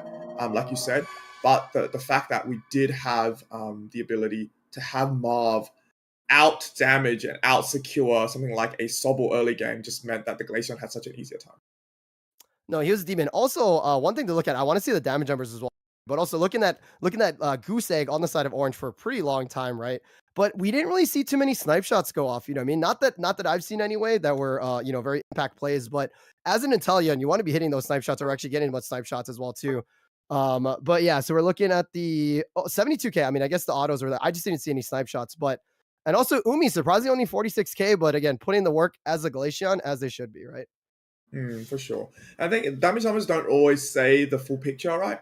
Because obviously we have a lot of damage coming out from Fizzy leading that charge there, but the fact that they did go down just before the Ray fight, it's all about the KOs, I think, in this game. Right. Now again, Fu, this was kind of a slightly one-sided. I feel like BH3 is kind of like in a little like not kind of as together as Lullovers. What do you think? Do you think they're going to change any bans? Again, Garchomp, I see it. I just don't believe it. You know what I mean? Like it's a season 1 guy. He's just nom. Do you think they're gonna have to target that Garchomp down, or what do you think BH3 is gonna do in this next kind of drafting pick that's gonna be different for them to get an advantage? Garchomp's especially a good pick. Potato's played a really good Garchomp, and Garchomp's been kind of in the competitive meta recently due to the fact that, like you said, it can rip, but also the early game isn't that bad. A Gibble that if you can allow to get stacks early game, getting those neutral farms, right, he's going to be able to rip down a lot of those top lane demons at the start, right? For example, Buzzwole without its grab, or even Lucario struggles against something that can do so much damage. It's kind of like a Dwebble on steroids sometimes. That's what I like to see. But I think what maybe BHT needs is going back to that support, perhaps. A lot of the times they just didn't have the sustain go up against that Glaceon. I think into something like a Garchomp or a Leafeon, it's okay to play attacker supports, but when you have a Glaceon that locks onto you and provides so much damage, right, and you only have a Slowbro to tank that, it's just not going to be enough, I think, and that's why probably the Lucario went down so many times, or something like an Absol. So, maybe even getting that Blissey, like you talk about, that wasn't banned out, or obviously Hooper not able to use its hyperspace hole, but perhaps even Trick just to get it a little bit of shield to get out of some situations will be good, or just banning out the Umbreon so that the other team can't have it. There's so many ideas that we can float around, but giving both an Umbreon, a Eldegoss, and a Glaceon, that seems to be like a Thanksgiving dinner coming too early, I think. Yeah, Thanksgiving dinner that you definitely you're too full on for sure. I agree. The Slowbro is taking a lot of hits there. Again, they had Lucario, right? But again, Inteleon, Absol, such squishy mons, very good damage, but they just couldn't quite handle it on their team now. Lelovers, I think they're doing good. Their flow of the game is really, really nice. They're at objectives, they're backing each other up, they're taking fights, but they're also like they cash in, so they lose a fight, but then they also take like the one afterwards. So again, yes, they lose a fight, but then they also take the one later. So in a way, they're still like on top. They get EXP, for the one that got KO'd, and then the Leafeon kind of came up too. So I would say like they're still winning because of that. So again, it's really nice to see that Lowers just like, again, when a fight comes on, somebody else kind of comes through as well too. So again, I like BH3. I love them. They're a great team. But again, Lowers is definitely a fine-tuned machine, and I'm excited to watch them in game 2, Fu. Yeah, like you said, it is a BH3, so a BO3, sorry, and BH3 will have the opportunity to kind of like change up and adapt to that, right? Obviously, the sides will be switched as well, most likely, so they will have that prio going into this next game. And whether the Garchomp is going to be a problem or whether they want to specifically pick their Pokemons, it's going to be up to them. However, the fact that Darkrai isn't playable, Hooper isn't playable is very, very interesting because we've seen Darkrai being, so prioritized over the past few weeks. So is that Hooper as well. Taking one of the supporters out of the game really means your team has to think about, are we going to be prioritizing supporters now instead of some, a Miraidon or a Mimikyu or something like that? But we won't have to delay any further as we see Miraidon and Leafeon going to be banned out for both of these teams. So Leafeon is going to be the target ban here for BH3. Lobo is definitely cheering as well. He's going to see his little ghost puppet, the first pick of BH3, the Mimikyu, as well as Umi on the Mew. Again, I'm surprised that these teams aren't picking Blissey right away because, again, I like, the support in this game is really big. That Blissey is huge, but you do see, again, obviously first pick Marv, absolutely insane on that Umbreon. And again, BH3 with the Inteleon. And I do like this Venusaur pick if it gets picked too. I'm actually surprised we went for that Mew to begin with because I'm not sure whether Mew was able to do too much last game, but perhaps there's some sort of strategy going into it, especially since Midfield has actually picked up the Inteleon, so denying Lelovus from that Pokemon, obviously seeing the Mew come out. Energy at Mew, I'm keen to see whether they will pick on the XP share here, but maybe it's something that I don't know, I haven't seen before. Umi's definitely cooking for sure. I'm pretty sure they're going to either go EXP share or, stacking kind of didn't really work that time, right? But again, Energy Amp's kind of interesting one too. Ooh, we do see the Zoroark here as well. Also, Snorlax. This guy has been coming up on the ladder for sure too. We obviously Trevenant as well too. We see the Crustle, but the big boy, use your Poke Food for Snorlax. I'm excited. But again, BH3, we see some heals from the Eldegoss, hopefully, but I'm pretty sure they'll be doing some healing with that Eldegoss. Yeah, I think Greg has now gone to that Eldegoss to take it away from Marv's team. And Umi obviously on the Mew. I think it might work with something like Snow because obviously we are going to have that single strike Urshifu, and having that extra safety net for that secure is going to be very good because the draft that Lelovers have actually brought into this game, Taj, is that they have the opportunity to rip. They have good team fight potential as well. And if things absolutely go, up the fan, we have the secure potential coming out from 2 players. So, and that's something that I think BHC lacks here. They have all that team fight potential. They have the Mimikyu, right? With the Shadow Claw, the Play Rough, whichever one they want to play. They have a J-Par on the Zoroark just to aim at the Mew at the back. But the front line coming out from Lelovers is going to be hard to penetrate.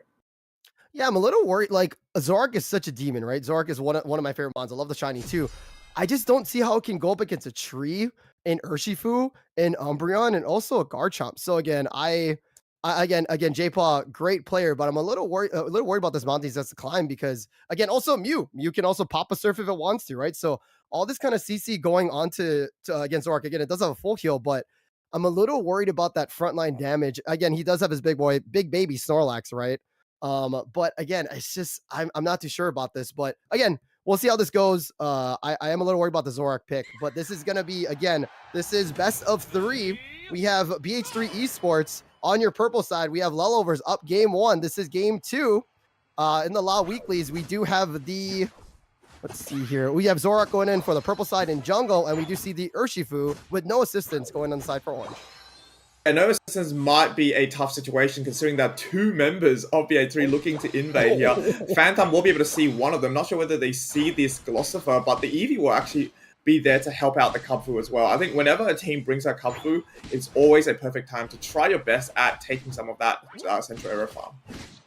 Now, I do like this aggressive gamble from BH3, but look at the side of Lelovers. They're just like, you know what? Hey, we understand that there's going to be invade, and this is something that they've seen all the time. Textbook coming back in. This is also a little skirmish going down. Mew actually gets the KO on Snorlax, so that's good EXP going to the sides of Lelovers. But again, it's almost just like we knew that was going to happen, right? So really great kind of coming together for Lelovers to defend that little Kubfu. You got to see how the invade actually went, because the fact that there is a Shifu ready to go from Snow just means that maybe perhaps they still won that engagement. We have the Zora coming through with a feint attack, though the slash and dash will be able to knock out the Mew. However, we got some cheeky stack coming in from Snow, so they're going to be a little bit jacked up with the attack now. The birds will be coming through, and someone needs to stop this Zorak. No one yet so far, but the combo didn't actually go through, so he's in a little bit of a tough situation. Has to wait out the mean look here. Also, we do see Sobble, sad boy Sobble, only level 4, as well as Mimikyu having a little rough time. You do want to get those Pokemon online. The mean look does come through, and then Zorak just goes down. Yeah, I think they didn't wait for Fizzy to go for an engage, and as soon as they go in, the Umbreon just says, yep, you're going to get mean looked, and if you can't do your combo out on Zorak, you're going to be stuck there for a while.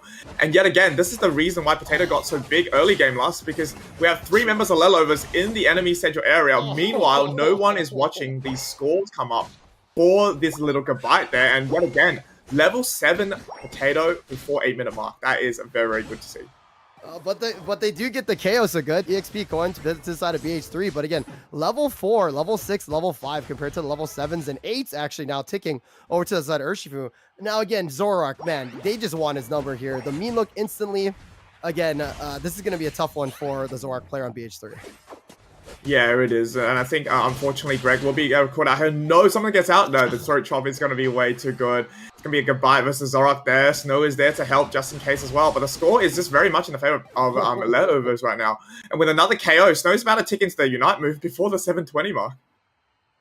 Before the 720Bs, this Urshifu is probably going to get level 9. That is absolutely insane. Actually, hey, yo, he does. This is going to be crazy here. Oh, nice pushback for them and getting some EXP onto the side of Orange as well as a KO onto that Ghost Puppet. Yeah, the Ebon Fist will come out just to make sure that Ghost Puppet does go down. Greg trying his best with his Cotton Spore to stun as many people as possible. But when you have a defender and supporter trying to defend this pad but no damage coming out, it is a tall order to really do anything here. Snow trying his best. I'm too optimistic to get the 30. But it's all about Potato. Will go down to Mimikyu though. So like you said, XP will go on the side of BH3 at least for that moment. And they're going to waste no time to rip that Regieleki.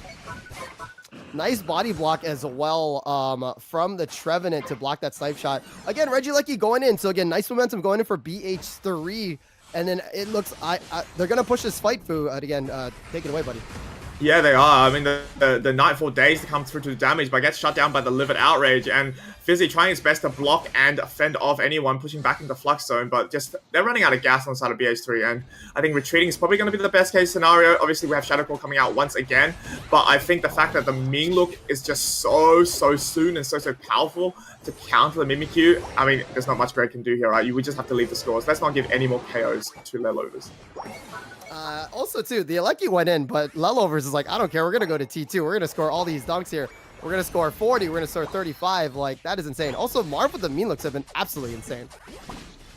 I think what looked like a good opportunity for BH3 actually turned out to be value for Lelovers, as more members will go down as well. The Mew taking out the Snorlax, and I think they might be able to break this pad before the 5-minute mark. And so, like I said, even though BH3 was able to get that Regieleki, somehow, someway, Lelovers found a way back into that engagement and actually came out on top. And they didn't even need Regieleki to break that top pad. BH3 again, they're still in this, right? They do have a level 11 Zor, but again, it's so tough to go against that front line with the mean looks coming into. Nice Woodhammer coming through and Engage coming on bottom. Oh, and a big scoop perhaps from the Garchomp there as we pan down to see what the damage was. And Inteleon and Snorlax out for BH3 already. The Mew Beam will be able to lock onto so much with the Electro Ball, able to knock out the Zoroark. I mean, maybe, just maybe this Mew is showing how a Mew should be played. They're level 11 now at the 5-minute mark, means that they're going to be well on their way to hopefully 13. And when you have level 13 Mew, I think the Solar Beams will really, really hurt. And I couldn't see if they changed off of Amp. We're gonna have to go see that, but maybe Amp is the play. Now, I do like this play on Lelovers because, again, obviously this is pretty big if this actually does go in. It gives you a lot of map control because somebody has to stop this Aleki. If this Aleki goes into the home base, that is pretty much going to be a lot of points in the way of Lelovers. So I do like this for BH3 trying to get some other objectives before they can kind of defend this once the Aleki kind of trots down to their middle pad. Yeah, and with the fact that there's a Trevenant and an Umbreon, I do not anticipate this fight ending anytime soon, which means that Mew and Urshifu might be able to push that in. I mean, we still have 3 members of BH3 still in the bottom path there, not able to actually back away. Greg trying to go back ASAP, the Snorlax taking a huge nap, but yet again, like I said, Voltor not able to go back to see the home pad there, has to say hello to Nurse Joy on the way. And this is just going to be a Snorlax core in no man's land, unfortunately. Fizzy trying to get out with its heavy slam. Actually does, but look at the map. They actually like he did walk in. And the scoreline, Taj, tell me about that. So this is what I love about Unite, right? It can become 40 chess. It's not just like, oh, let's rip Ray and here we go, right? A lot of teams nowadays, like Fennel at Worlds, right? They made it so that the Rayquaza wasn't even an objective. Like, oh, you guys want to get Ray? Sure, you're down 500 points. If you guys score all your 500 points, you're at our base scoring. Guess what we're gonna do? We're just gonna go into your base because nobody's defending, and we're gonna score too. So it does seem that's gonna be kind of going in that way too. But we do see a 40 score going on the side of BH3, but it's kind of looking like that, Fu, where again, Lelovers is gonna make Rayquaza. The fact that Rayquaza is a key thing in this game, they're gonna make it seem like it's not an objective. Yeah, I think that's very well said. So right now, BH3 needs to obviously get the rewards, but they also need to be able to score as many points. So obviously getting their teammates, winning that engagement of the team fight and knocking some members of Lelovers out. Because right now, in a lot of these fights, it's just Lelovers coming out on top once again. Mimikyu's still struggling for that level 13. That is just not a good sign, unfortunately. The good news is, though, there is no Hooper for either of these teams, so no cheeky dunks can be coming out at the start of Rayquaza. But there is one job to do. BH3 need to win this top fight there or delay this Regieleki. Yeah, what BH3 needs to see. Gosh, the isolation there. Sorry, I'm going to quickly call out this action as the Inteleon will go straight down. And the slash and dash on Zoroark is still not going to be good enough as 3 members of BH3 were going to be down as well. We talked about how this is an important fight for them. And yet again, a shut down by Lelovers. And this Regieleki with a nice little 15 seconds to go until the Rayquaza will be on the side of Lelovers. I'm not sure what BH3 can do here, Taj. This is basically, again, the perfect storm, right? But again, when there's a Ray their way, BH3, what I feel like they got to do, is got to get multiple snipe shots through. But look at the positioning. They're just going to go in for it. Again, Soax does go through. Nice snipe shot in. Fu. Oh, the Inteleon will use the Spy Vision. Can they see a secure? Yes, they can. Zoroark able to get this, and this is maybe a turnaround from what we saw. Is it a mistake from Lelovers to go for the rip there? Potato will be able to take out 1 member, though. So, yet again, no scoring shield on the side of the Zoroark on top. Actually, will go down to the Garchomp anyway. We still have some Hundo Burgers coming through. They do the mathematics. So it's going to be a double dunk on the bottom. Now, suddenly, oh my gosh, 383 to 412. We've got a game on our hands with 90 seconds to go. We do see Snorlax with the shield, that big boy coming through, having the block up. I'm surprised he didn't try to go for the dunk. I guess he knew that there was too much burst. I think Mimikyu still has his shield up. Fu, what do you see, or what do you think? Well, we have to quickly pan to the Mimikyu, right? But if they do have the shield, they need to get out of the Umbreon. Obviously, sighting now on the mini-map. Yes, they did have the shield, but with only a speck of pixel, it is going to be a 5v3 now. And now a situation where perhaps the Lovers was able to lose the game is now turning into more dunks in for their team. They don't need the Rayquaza shield at all. 43 to 86 coming out from BH3. That's the best they can do, but I mean, the numbers just paint the picture, doesn't it? Yeah, no, Fu, like you said, right? Pretty much, it wasn't like a big game of 500 to 0, right? But yet, BH3 did secure the Ray, but they were so far ahead that, again, Lelovers, they just needed to get the KOs, break the shields, and score a little bit to kind of keep up from the BH3 scoring with those ratios. Yeah, I think if Snorlax was able to get their dunk in, it would have been a much closer game. But yet again, Lelovers saw it come. Yeah, no, again, a great secure on the side of BH3. I definitely didn't see that coming. The rip was a little surprising, you know what I mean? Because nobody's going to really defend the Alecki, so the team's going to be there. But I guess they just are like, you know,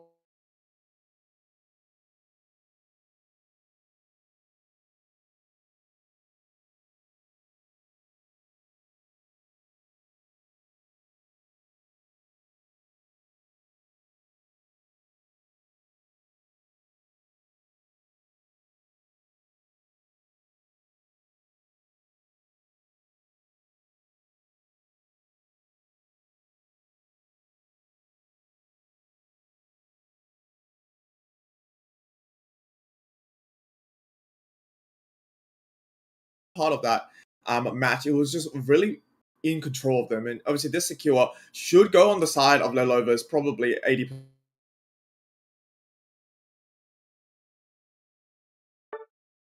Unite. Fair enough, but great secure by Zorak, as you mentioned. Just lost shields on the way to score. And when you're in a deficit of that quantum, it's very important that everyone keeps the shields to get some sort of score in, right?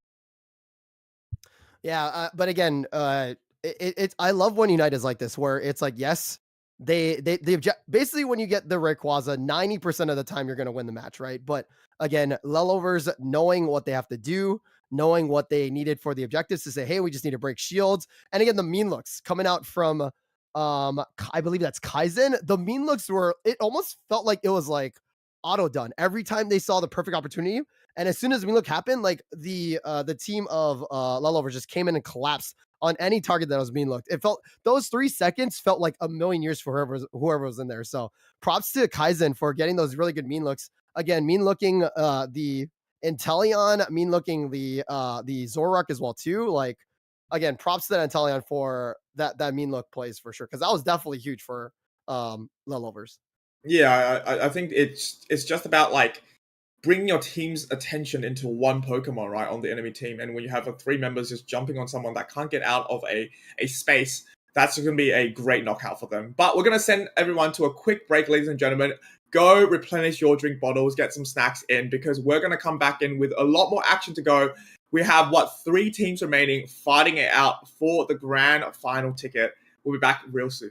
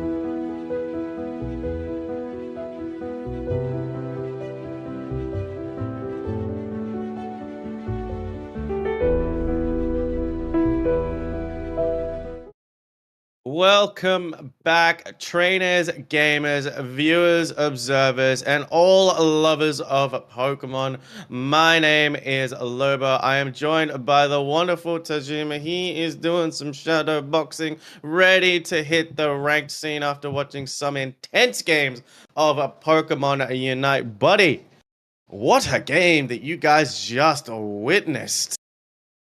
No, again, Lelover's doing really, really good. Looking at their bracket, I'm pretty sure they're all just 2-0, like every team possible. So, but here's the great part about this best of one losers finals. If BH3 actually takes out Absolute Cinema, we're gonna see them play Lelovers again and get the revenge because it was a close game. Now Lelovers was doing really, really well. But again, we love seeing those rematches because again, maybe they're a little cold, but again, BH3, I love that team for sure. But again, what if they decide to defeat Absolute Cinema? Then they have to go against again Lelovers in the final. So this is gonna be really exciting, Lobo. Yeah, it's so good to see, especially doing these weeklies every single week. And with the cups coming up, there's more talking points about these teams going up against each other in these grassroots style tournaments, training tournaments. Their training arcs are in a full effect. But as we take a look at the bracket here, Absolute Cinema actually started off today in the losers bracket. So they went 1-0 against Happy Eggs, against Cassius Floaters, they went 1-0. Flipping in Lightspeed, they went 1-0. And they went 1-0 against Red Moon. So they are here. They have had a strong run through the losers bracket. But enough about me. We're already headlong into the bands. Umbreon getting first pick. Zacian, Leafeon, Psyduck, and Mimikyu up on the band block. Lobo, I do apologize. You see Mimikyu on the band block. I know. And again, they're definitely not going to pick Mimikyu or Mewtwo because you do see the Miraidon taking that Shell Ball as well as the glasses. So it's probably not going to go Charge Beam, or sorry, it's probably not going to go Electric Drift. Also, the Inteleon on BH3. So again, those are going to probably be the two ranged attackers on the side of BH3 for this game. Greg and Milford are so good with those range attacks. They've got Umbreon standing in front of them, able to not get to them. But Mew running that EXP set, Jaipa and Volta going to bring it out with the two all-rounders once again. We have seen Metagross very, very strong in this current rotation of Pokemon. We have Laura on this arena. The Queen takes the stage once again, and Trevenant coming out. Nice look teams from all around. Standard comps, but it looks more like a secure comp on the side of BH3 as opposed to a more, I would gonna say, rangedy team fighty comp on on their opposing side. So BH3 are gonna be on purple side this time round. Absolute Cinema on the orange side. Now, here's the thing, Lobo, right? I do love the Zoroark pick, right?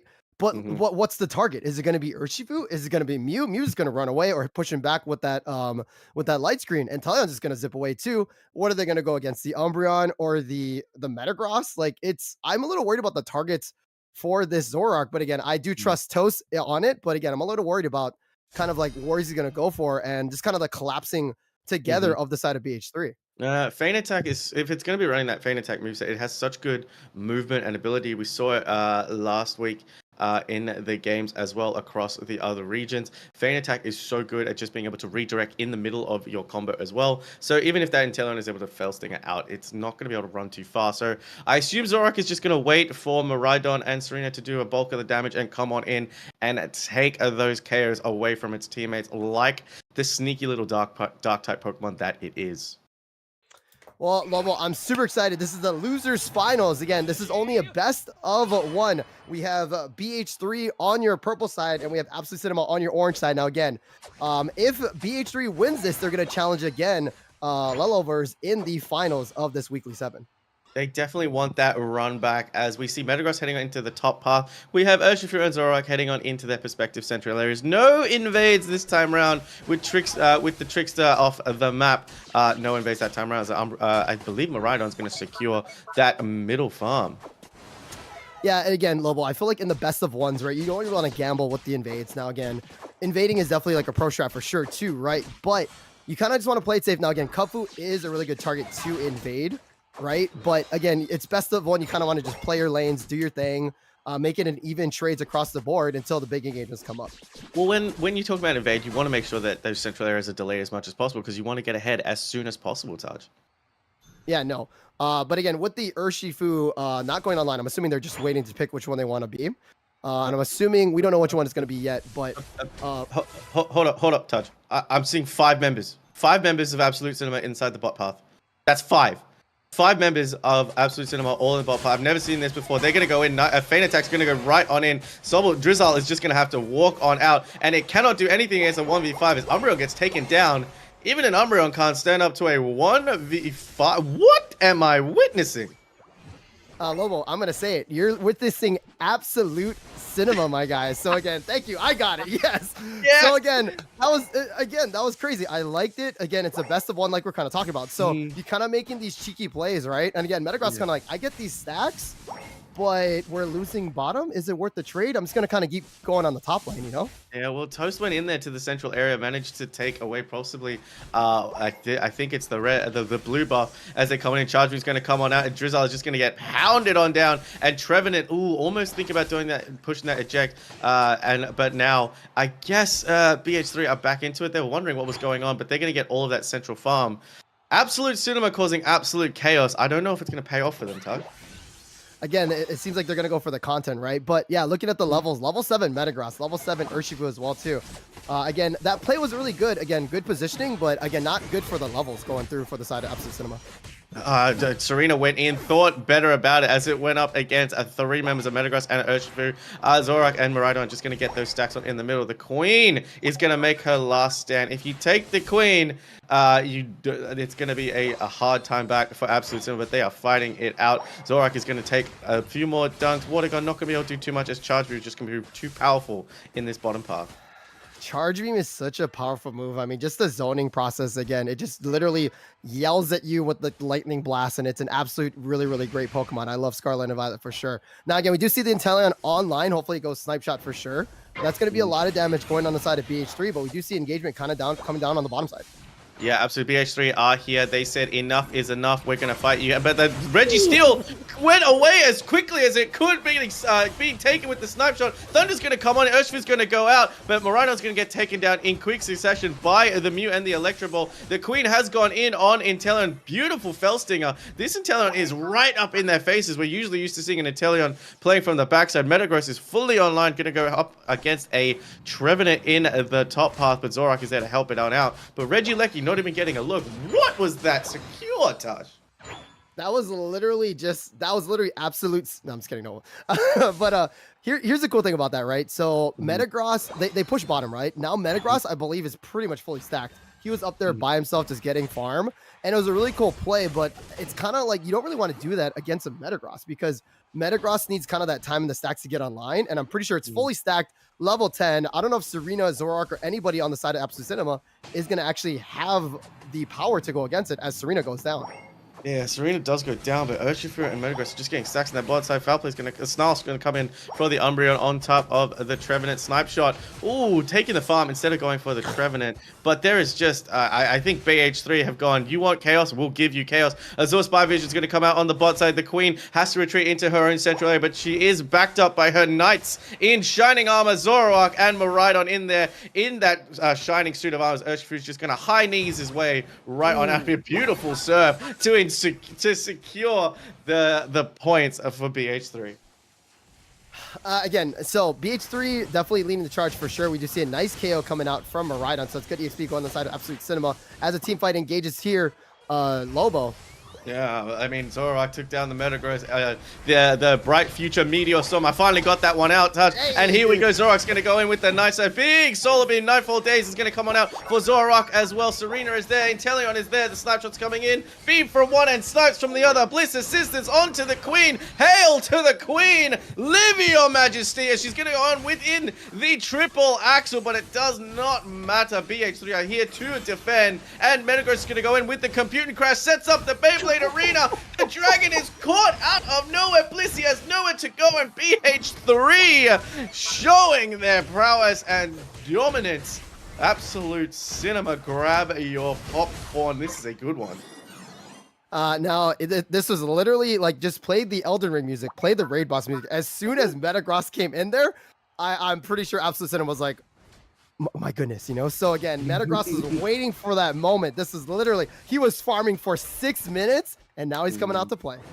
Oh, mate, this Metagross is level 12 at the 4-minute mark. It is pulling KOs from everywhere. The supercomputer has become alive. AI is about to take over, but Mew could get caught out here. Has to pop its light screen into the solar beam, into the boosted. Mew finds, Metagross finds the Trevenant. It's about to do some deforestation. Night Slash is going to go, Feint Attack's going to go on in. Solar beam to the Queen's face. Queenly Ascendant's going to come on out. Unite Moves are going to pop, but Metagross is right there. The supercomputer is online, and it's computing at gigabytes and terabytes of speed. I don't even know if that's the right phrase. Nightfall Days is going to come on in. A team fight's going on out, and Metagross takes down the Serena. Feint Attack is going to slice and dash, hack and slash. Electro Ball with the beautiful secure into the, oh my god, the Meteor Mash, and the chaos are ready. BH3, they wanted the chaos. Bring the chaos.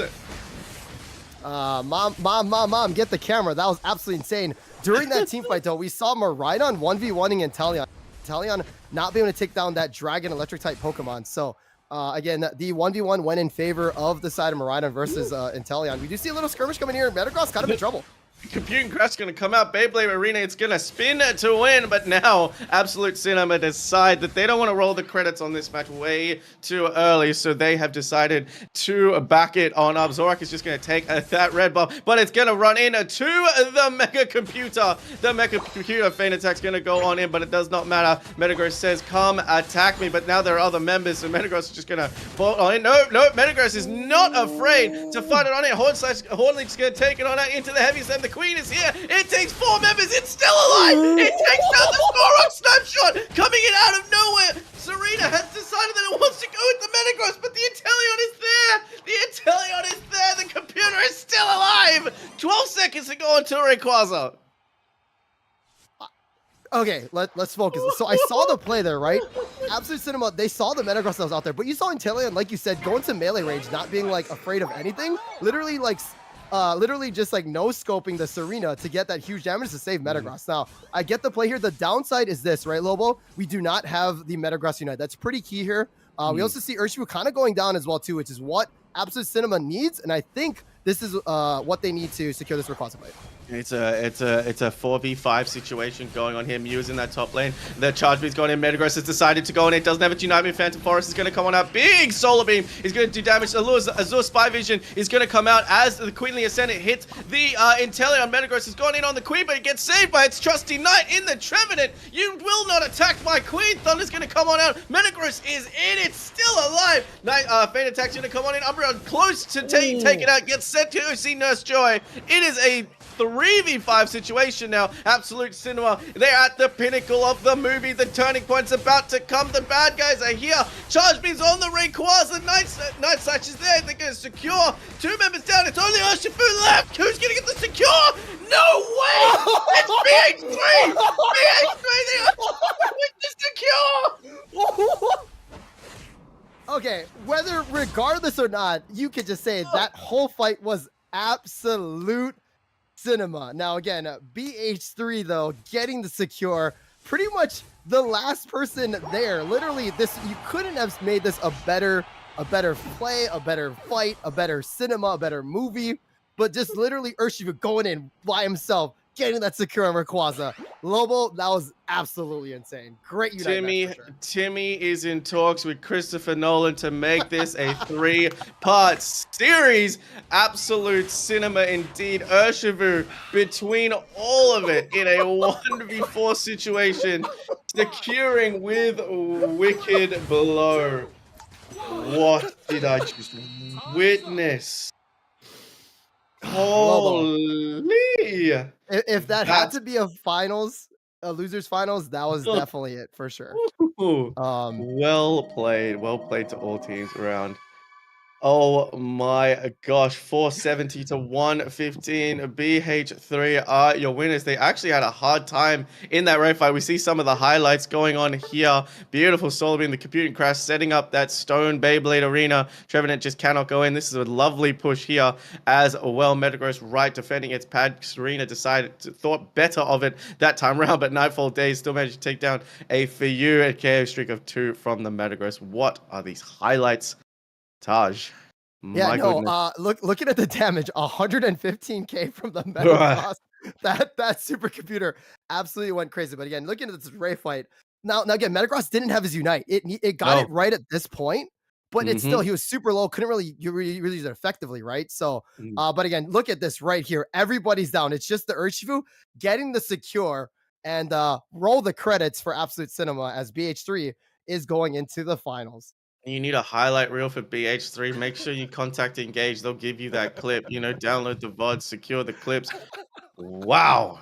What a game. That was our losers final. So we are going to get the run back. It is going to be BH3 Esports heading back on up to the grand final for the run back against Lelo Lovers, who sent them down 2-0. Lelo Lovers have got to be asking, what do I have to do to get rid of these guys? Just let me have my crown. But you don't have to ask what you have to do to get rid of us, because we are going to a short break. Do not go anywhere. We are going to be back with your grand finals. Guys, grab a drink, grab a snack. We'll see you shortly.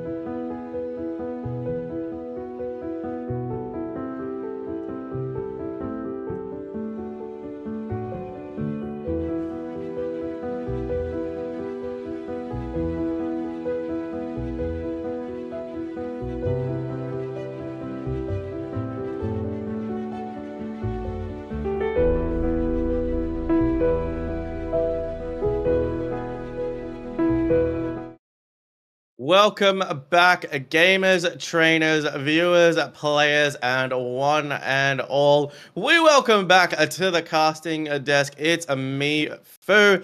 Bro, I felt like I needed to buy a ticket to watch that show that was just put on in the losers final.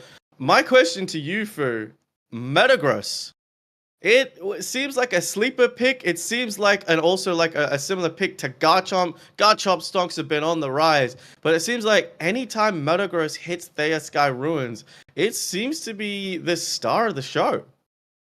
Saw it in the Icebound actually with Leo Rio playing that to a really good capacity, and I think like I said before, Metagross is such a good pick into teams that like to play a lot of all-rounders or a lot of like brawly Pokemon, just because the Gyro Ball gives you more shield the more people is surrounding in that sphere, right? So I think BH3 identified that going up against Absolute Cinema, and I think that's one of the reasons they did over 100k damage in that game. We talk about Gyro Ball as well, but we've also got Zen Headbutt, which is the ability to target and really dash towards the opponent without anything else. But you know what? I'll ask you that question a bit later. You guys are going to head on into the match. Taj and Fu are going to call this one. Guys, enjoy this one. It's going to be a great one. Taj, this is the rematch, isn't it? Is what we like to see. When a team gets knocked down in the winners finals, they have bought themselves a ticket back into the grand finals, but they have a tall mountain to climb because Lelovers, they haven't dropped a single game today. Yeah, no, Lelovers has been absolutely insane. And from casting that match before, they definitely seemed a little bit shaky. You know what I mean? So hopefully, again, BH3 can kind of put it together. And again, they played super great on that losers final. So hopefully they kind of get it together and kind of really take this to the finals.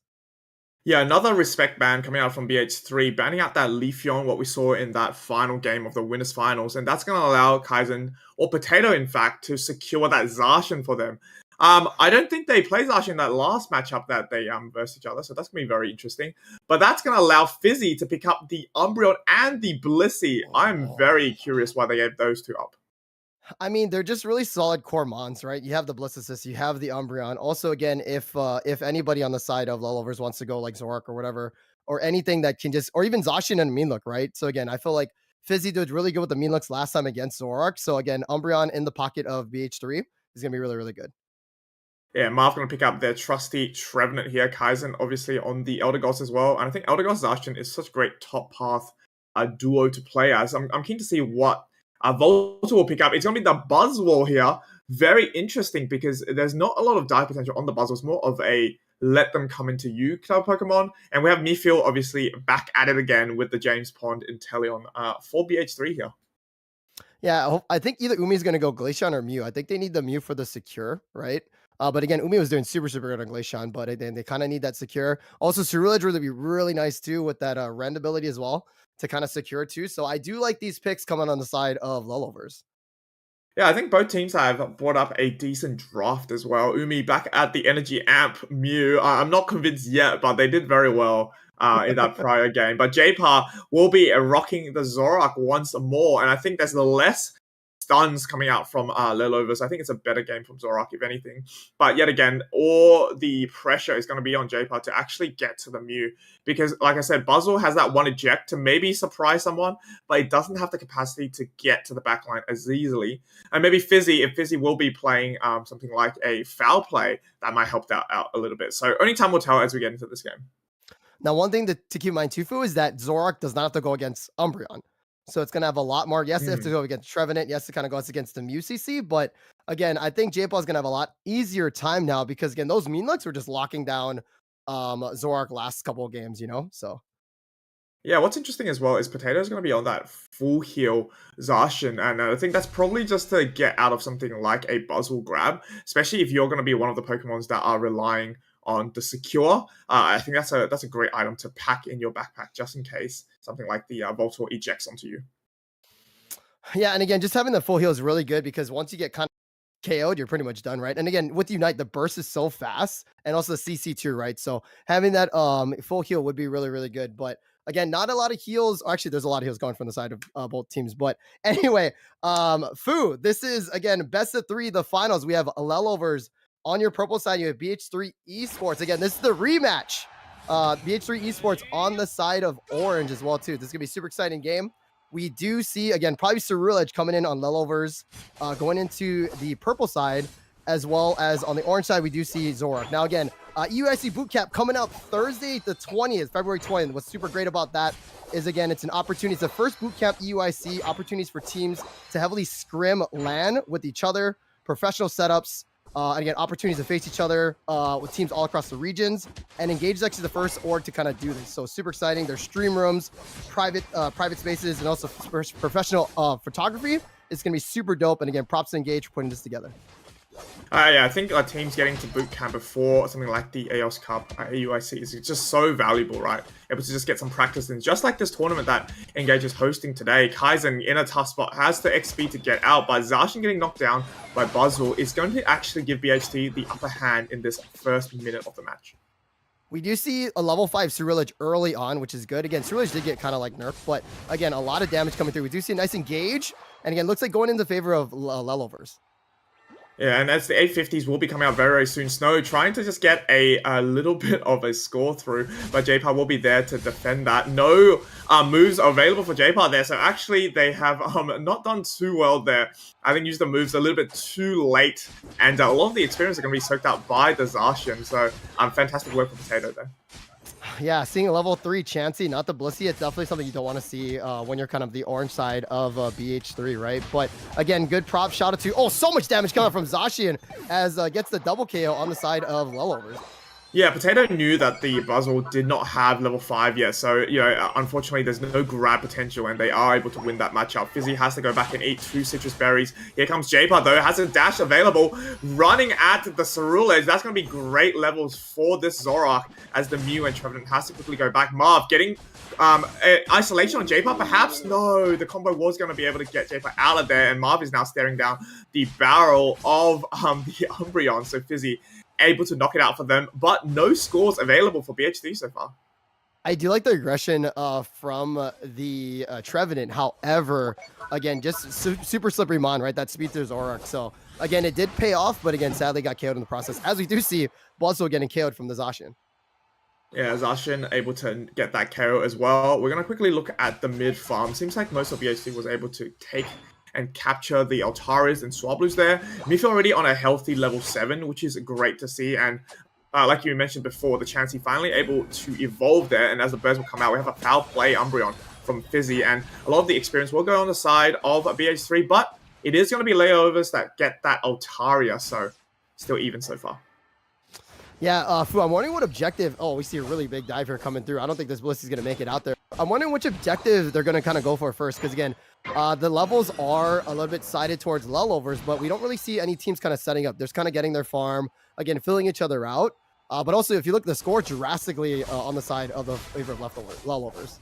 I think both teams are looking to get this Regieleki. We do have more numbers, though, of Lelovers on top side. Bliss is there to help out with a helping hand there. It's very interesting that they went with a helping hand set, perhaps just to help the Buzzwell along with the auto attacks. Obviously, we know Buzzwell's big main kit is that a Beast Boost gauge, right? So having the helping hand will be able to allow that build up. Regardless, though, they get knocked down immediately, and some scores are going to come through from both these teams, actually. So BH3 will be getting some value in the bot side, maybe trying to break this pad if possible. A nice little 20 overdunk, but that top path is looking a little bit scary now. Yeah, Fu, I'm surprised. I mean, I guess they knew that they couldn't defend it anyway, regardless, so it's a good play. But again, I'm worried about that amount of points that came in through on the side of Lelovers, right? That's pretty big. I think maybe like 50 plus, but they did get a tier 1 in the process, as we do see Zorak kind of engaging with the side of Lelovers. Oh, a Unite move not able to save them, though. They're going to go back to the Pokemon Center as we have members of Lelovers just seeking out the bottom path here, seeing whether there's an opportunity to get some scores. What they do find is those wild Pokemon that have spawned, so a little bit more pap on the level-wise. But looking at the Unite moves, we have, I guess, a 3v2 so far, and I think both teams are just waiting for the next objective to really spawn before they actually commit to an engage. Yeah, I feel like BH3 desperately kind of needs to get something going, but Lelovers, knowing that they're really ahead and definitely not giving any good engages. Well, as I say that, they do engage in the jungle side. Looks like the stream did kind of get muted a bit, but what BH3 needs to do is they need to kind of like just get together and farm up and maybe get some cheeky engages. But again, Lelovers is not giving them that opportunity to kind of get those EXP from any team fights. And if there is any team fights, Lelovers is just kind of like they're winning in these team fights, you know? I think something BHT needs to do is really choose the engagements well. I think in that first matchup they had against the Lelovers, a lot of the times, like we mentioned before, they let Lelovers actually win those trades. Even if they were able to get some KOs, they end up losing their own teammates in the process. And the ending sum is that the XP is actually going to go back on the side of Lelovers, giving that level gap. And then it makes it really hard for them to play that Rayquaza fight. Whereas in this game, I can see that they're trying their best to get value on the other side of the map and not really taking some unnecessary engagements. Regardless, though, protecting that tier 2 pad in that top path section is very important because we know how Lelovers played, right? There's a reason that they haven't dropped a single game today. It's because they were able to get that Regieleki and put pressure on consistently. Also, what I've noticed too is that Lelovers, they weren't really behind in most games too, right? They never really made, again, like we talked about before, they never made Rayquaza kind of like the objective that they needed. They're like, okay, cool, you want to get Ray, that's fine, right? So what Lelovers, they're just playing a really good game where they score early, which is, again, that's Unite, right? But they don't get KO'd in the process. Or if they do, like they get another objective as well too, right? So again, Lelovers is playing a really good game, and BH3, they could be into this. They're still in this game for sure. This is a best of 3, and we'll just kind of see what happens. Yeah, as we get this fixed up for us, oh, there we go. The game will be live. It's going to be close to the Rayquaza fight now. I think, 3 minutes 24. J-Pie in a bit of situation. Cerulege there. Oh, okay. No, able to take it down. And like I said before, this Regieleki going on the side of Lelovers just puts a distraction for 2 members of BH3 as well. Yeah, again, good level up for sure too. We do see a dunk coming through just to kind of push more. I don't know if they're going to engage on this fight. They actually do get a cheat KO. The Ren comes out at 3 minutes. That's pretty exciting. Fu.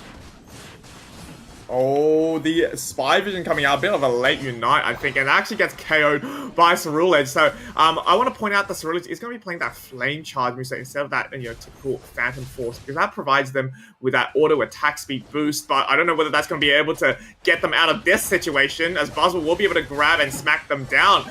Yet again, though, somehow the healing coming out from Eldegoss were able to save them, and the Mew boosted knocking down Zoroark is now another series of unfortunate events for BH3. The good news is, though, they're going to be here for the Ray fight, but that bad news is level 13 Mew, level 14, Cerulege. Now, I don't know if it's going to get its Unite back. Again, if it runs amp, it could get it too. Also, the team side of Lelovers could just wait until Cerulege can kind of get it, right? So, again, a lot of information on those fights too, right? So maybe BH3 is going to be like, look, it's game 1. We can just rip and flip this. But it looks like they're not going to. They're kind of positioning later, trying to get some Unites up as well too. We do see the Unite coming up on the Zoroark, so that's definitely going to help them. But we do need to see some nice snipe shots, nice pokes from both sides. We do see a cheeky back cap coming from the Zoroark. So that I think he was trying to get a distraction. He just kind of put the team on about. It does isolate the Zacian here, and we'll see what happens. I think it could be a good bait there. Potato by themselves against a Buzzwell Zoroark is not an easy situation to get out of. Meanwhile, though, we do have some vision coming out from Fizzy just to quickly stick with this Inteleon and peel it as possible. We have Cerulege getting the Unite move now, finally. So it's going to be a 5-on-5 fight. Both teams still dancing around, but be honest, it's going to be on BH3, though. Zoroark getting picked on Potato is huge. I think this might be a green light for BH3 to poke this green dragon. Zoroark getting a 38 on top as well, but the isolation onto Voltor has to bait out the Bliss Assistant and the Helping Hand Safeguard combo and keeping Voltor in the playing field here. But we have members of Lelovers really pushed out of this bottom side of the Rayquaza pit, and that's going to give the Zoroark the opportunity to rip this Rayquaza. Nice smackdown to push out the Trevenant, but Marvis Gale back in there with the Horn Leech. Cerulege able to pick it down, but the Electric Ball goes on too early. Doesn't matter though, Taj. We're going to have a KO and also a secure on the side of BH3 as Zoroark able to get that Green Dragon for this. Oh my god, BH3. The plays going against the Zacian top lane was super wild, right? But again, also, that was a really, really nice team fight on the side of BH3, right? Kind of just waiting and poking and zoning out. But also, the heals, right? The Bliss Assist hitting everybody, right? And nobody got KO'd at that bottom engagement. I was like, surely somebody's getting KO'd here, right? Surely. surely, right? But yet again, the Blisters coming out, the heals, keeping their team together, and then just slowly kind of pushing the enemy team forward and allowing BH3 to kind of get the secure and get the objective of Rayquaza.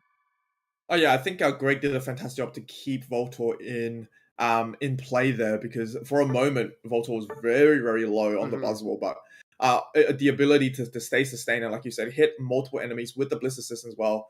And the Safeguard, obviously saving them away from the Tree Unite is very vital there. So well done to BHC for taking the first game ever away from Lelovers in today's tournament. Yeah, no, again, we casted the last game too, right? With BH3 versus Lelovers. But again, this team's rocking and rolling. I think they're more comfortable with their picks. I think they did kind of get draft diffed from the last match. Oh, look at this though. The Bliss is coming through, and again, all the damage just getting soaked up, and then just Inteleon just getting those autos and just winning that fight, right? But again, BH3, I think they got draft diffed last time for sure. But again, I really like this draft pick with the Umbreon on their side with the Zoroark on their side as well. Giving Blissey Umbreon is probably not something that Lelovers will actually do next time, because I feel like it just opens up such a great strength of core for BH3. And if you are going to be able to give something like a Blissey that has the choice between healing or also the stun safeguard, there's not a lot of Pokemon you can actually play into that combo, because the Umbreon is now free to play something like a Foul Play Snarl. And that's actually what Fizzy did. And for something like, any Pokemon like a Zacian or any of the brawlers on the side of Lelovers, it's very tough, right? Because you're getting stunned by and pulled by Foul Play. And then if you don't get out of that, the Snarl will actually get you as well. So it's not just Mean Look that can really stun your Pokemon. So we're going to have a game number 2 here with the bans Mimikyu, Psyduck immediately banned out from both these teams. I'm keen to see whether they still prio the same respect bans, because we had Leafeon, right, banned out from BH3 side last game. I think they're going to just do the same bans anyway, because it was a close team fight. But I think the cheeky play, right, of having the Zoroark go top as well as having the Buzzwole kind of go up there and kind of like isolate the Zacian, knowing that was the damage from the side of Lelovers, was kind of the big play there, right? Which allowed, again, BH3 to be like, look, now we got our poke, now we got our damage here. Let's kind of do as much as we can while we wait for Zoroark to come in and kind of sweep things up, right? So we do see the Zacian pick first, which is insane. I don't know. Yeah, Zoroark first would have been a little bit too crazy, but again, a ranged attacker from the Inteleon, but that means probably Lelovers is going to take that Miraidon Dragon Electric type Pokemon. Yeah, I think it is an adaptation now coming out from Lelovers. They have banned out the Umbreon, so I guess BH3 not able to pick up a Blissey and a Umbreon, right? Like they put up last game. I'm curious though, Physio has taken the Trevenant away from Marv, so Marv is now left on the Crustle there. But yet again, like you said, no teams picking up this Blissey is very interesting. Umi picking up the Miraidon, not surprising at all. When that Pokemon gets let out, Taj, it is time to play that Pokemon. The failing solver, okay. I was like, the failing solver is sure, but yeah, I'm really surprised that they don't pick a Blissey here. I don't think they'll pick it on the side of BH3, but again, Blissey's such a good mon with that Bliss Assist. But again, double defender on the side of BH3 Fu. What do you think about that? I think I do anticipate Voltor will be going into that brawly all-rounder tank role, right? Which is what we like to see. A lot of the Squirtles that take that top path will be able to end with that. Now, I'm very curious to see whether there's going to be another, I guess, support coming out. No, J-Pass actually opted for the Greninja there. So Greg will have the role of supporting with the coaching once again, going up against the Eldegoss. I think the top path is very dangerous for BH3 because we have an Eldegoss Zacian, and that is not a very easy duo to go up against when you're just a Squirtle and a Mew. Obviously, there is a better secure on the side of BH3, but if they can't get those farms early, Potato and Kaizen is going to run through that top path. I'm assuming this Dodrio is going to go Drill Peck for sure, because again, it has like really good CC with that. But interesting thing too, Fu, I believe, now again, correct me if I'm wrong, since BH3 is up game 1, maybe they're going to try to go for more comfort versus meta, because again, 3 attackers and 2 defenders. Like, I feel like that's something that we quite don't see unless, again, you have some insight on that one. Yeah, I don't know too much about the EU region and whether, like, let's say Greninja is J-Pa's, like, comfort pick. I think if you're up again, you have that momentum already, especially coming out from the losers finals, which was a BO1, right? So a lot of pressure is now really eased, and it has turned into that, I guess, energy to try to close this out, because they're one game away from winning today's entire tournament. Yeah, so again, we'll have to see. But again, we do have Lelovers on your orange side. And again, we got the Marino with X speed as well as Dodrio with full heal and as well as Zacian. So we got Lelovers on your purple side. We do have BH3 on your orange side. Now, again, keep in mind that if BH3 wins this, they win the whole tournament. So again, what's super great is that we have the Dodrio on the purple side of Lelovers, and we have the Greninja taking center point for BH3 orange. Yeah, Froakie against a Doduo central area. There's not any invades coming out on the side of Lelovers, but they are going to be invaded by the little Phantom though. So I think Fizzy is going to be looking to do some shopping in the enemy central area, as we have Voltor just able to get out with that eject. But yet again, like, it's so crucial for Greg to help out with these secures, because if Potato gets online, which they have been doing all day today, I don't think the Squirtle is going to be able to live to see the day light there, and as Potato is going to be leading this Bunnelby back on their side. Yeah, and look at the Phantom. It's Bird versus Plant there on the bottom side here. So again, I love the invades. Also, too, if you're BH3, right, you're up one. So say if the invade doesn't work, you don't really lose out too much. So I do like this kind of gamble per se to be like a little more aggressive because you're up one game, right? So if your Phantom's not online yet, then it's cool because you have that kind of room to kind of like make mistakes or kind of get those easy KOs, right? But as we see the good XP coming up from both sides, we'll see we're at the bottom path, all this XP going through. Yeah, we do see Snow having to adapt and really ambush this bottom path there, but they might be able to get some value though, because they do take out that Phantom, and there's not a lot Mithril can actually do, still a Drizzle to kind of stop 3 people from scoring. And one of the benefits of Snow, speaking of scoring, is that Dodrio has that passive to allow them to get dunks in faster. You know, for a team that likes to play aggressive, this is very important for them. Yeah, we do see the lone Drizzle just trying to hold it down, but quite can't against a Crustle and a Miraidon, that electric drag type Pokemon, getting some dunks as well too. Again, we do see the 8 minutes coming up. Level wise, it's pretty even across the board. We do see this War Turtle. I think like you said, Blastoise is gonna be huge here, as well as Greninja, and they're slowly getting their levels, as well as Drizzle on Intelligence. I'm a little worried though, because again, 3 evolutions, right? Greninja, War Turtle, Blastoise. We'll see how this goes. Yeah, and as the 8-minute birds will be spawning there, we have a decent beam coming out from Mew. Greg, you know, able to use that, hopefully to help out the Greninja, get some levels as well. We have a double team Greninja, which I love to see, but it's also paired up with Surf. So especially interesting. Normally, you know, you like Shuriken with that to deal that damage, but they have enough backline already with the range coming out from the Mew and the Inteleon. Speaking of Inteleon, I think caught out there by the Rock Tune. Very nice play by Marv there, as Potato's looking to brawl it out. But it is going to be the support, and Voltor getting that level 7 is huge here for them. Yeah, definitely getting outplayed, outmaneuvered. Zacian's ankles were broken, but again, it is a Mew for sure. So again, that mythical Pokemon definitely is a little trickster for sure. It can do pretty much anything, and any of the Pokemon that can do is it's Mew can, right? So we do see a lot of the team of Orange, a lot of their DPS coming down on the bottom side for BH3, looking to take this objective, which is going to be a Registeel. Definitely an objective for them to contest. Voltor was going to stay up top, though, just to stop this Zacian from getting any more dunks in. A huge Hornleaf coming in from Mitzi. We'll be able to isolate 2 members there, and that gives them enough time for the Inteleon midfield to get that secure. So, yet again, I guess BHC looking very good this game. Coming off that first game as well, they know and they smell the championship is in sight, right? They just need to win this one, and it's going home with some good bragging rights.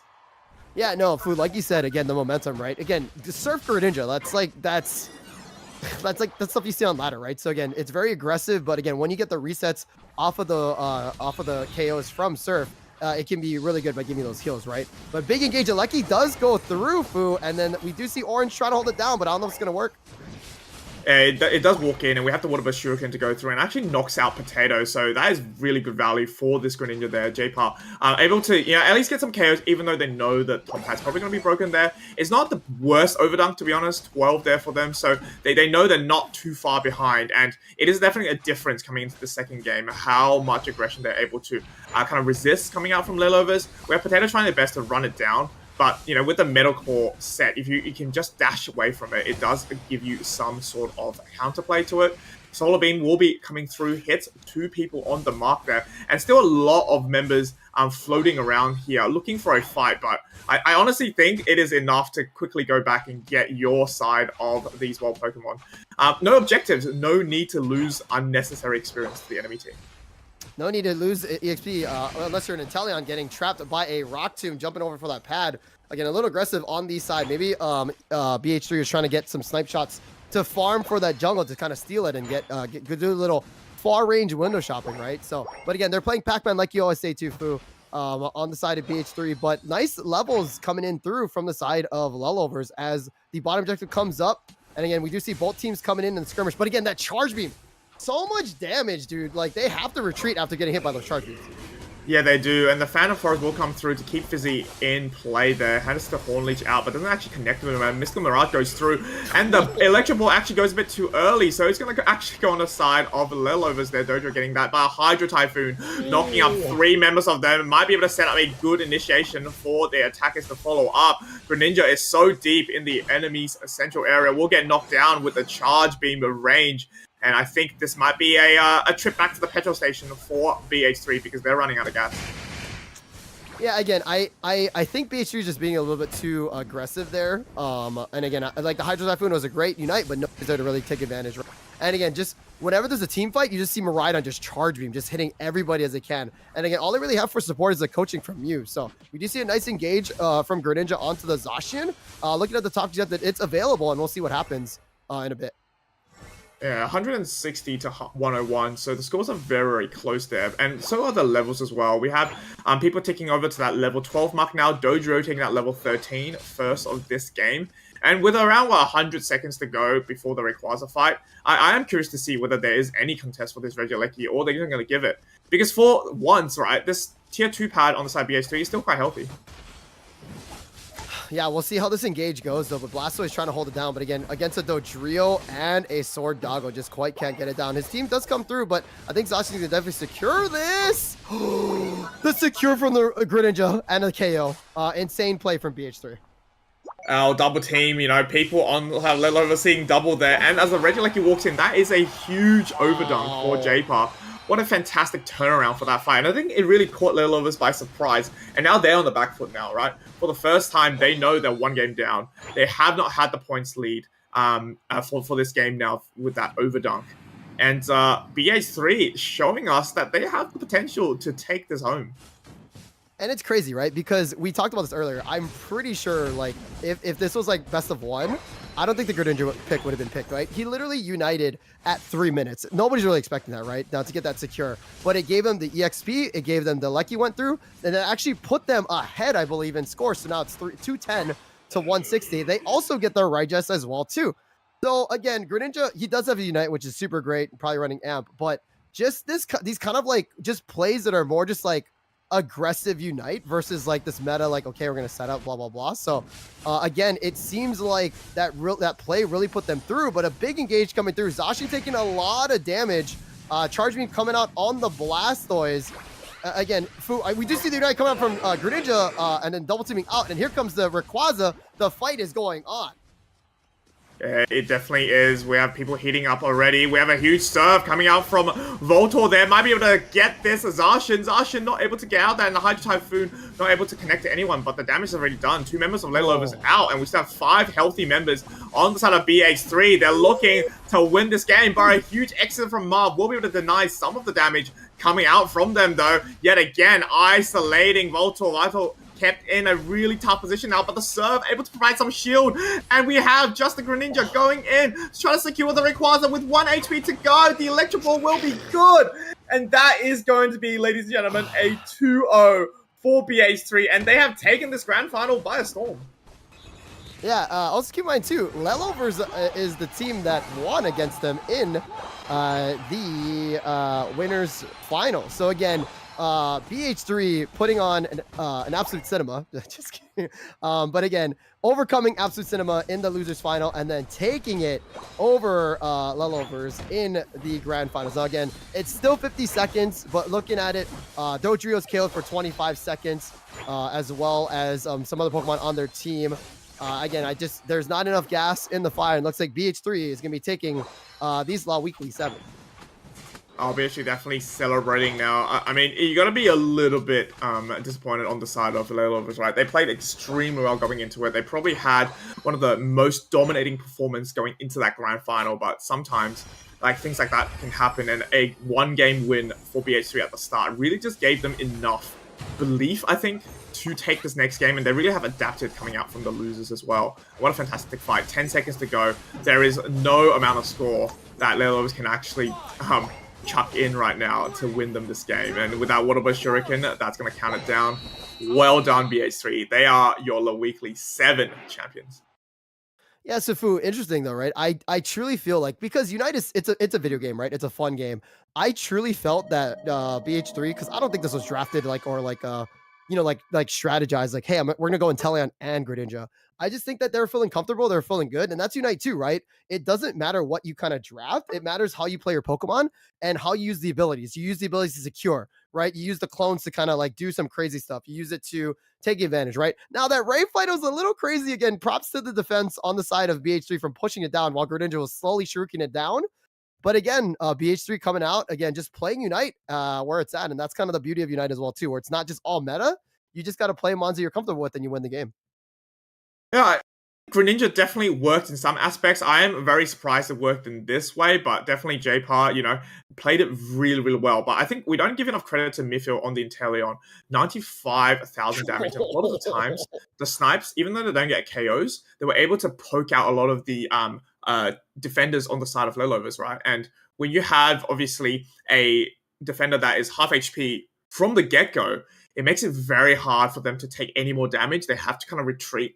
And you can see the way that BH3 kind of pushed out Lelovers up to that top left-hand side of that Rayquaza pit. And then once Potato goes down, that is like one of the best secures on that team off, right? So J-Par obviously starts that Rayquaza. And then Fizzy helping Voltor get out of the Marv there, or on the Trevenant. Able to stun them into the surf so that the Blastoise gets enough shield. It's just such beautiful communication coming out from these teammates, and I think they definitely deserve the win here.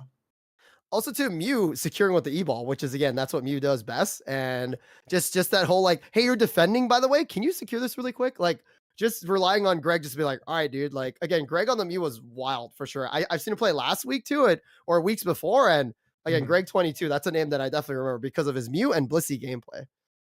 I think they also show that you don't need that, typical supporter to actually help you win games. You can use just a ranged attacker with an XP share, and you still get the same amount of value. Obviously, you just need to play a little bit tighter some of these fights, knowing that you don't have a Pokemon that just, can full heal your team. But like I said before, if you can burst the teammates down before the enemy gets the heals, you can still win something like a Rayquaza fight. So fantastic work. But congratulations again for everyone, all the teams that played in today's La Weeklies.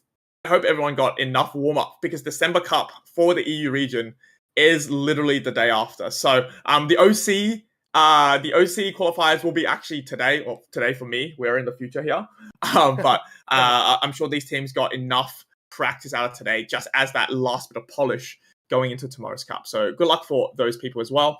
As we wrap up today's production, there are a few people that we need to thank. As always, big shout out for INGAGE GG for hosting today's tournament. And this is number 7, right, Taj? So a lot of weeklies, a lot of good grassroots events for these teams, and I'm sure everyone appreciates this. Don't forget, they are hosting a boot camp in EUIC. So for those teams that are going in, whether you've qualified through the EOS or just going in for the open qualifiers, it's very important to get some practice in beforehand and kind of just feel out what the ping is over there. Because I'll give you an example. In Worlds last year, the Hawaii ping was not what you anticipated. There is a little bit of lag. So once players get used to that in a boot camp, it really helps them set up to perform the best on the day as well. Big shout out to Dragon and Zen for operating the whole thing as usual, and also putting up a great production. And all the mods that helped out, including Tej as well. I know that did a lot of the admin stuff, as well as just making sure everything flows very well. And obviously, we can't forget the casters. Tajma that did the grand finals with me today, Lobo before, and also Tins coming through with the initial casting as well. So fantastic work for them. And don't forget, everyone at home that supported this channel, both on YouTube and Twitch. Thank you so much for tuning in today. I'm sure these little weeklies will go on, as per week goes. So we'll probably see you next week then. I think there's no stopping our action coming up from our end anyway. And we're going to raid the fantastic Spraggles who's streaming today. So what a fantastic way to end another successful broadcast. Any final words from you, Taj? No. Thank you guys. I appreciate it. We'll see you guys next week for Sherzies. All right, see you guys next week.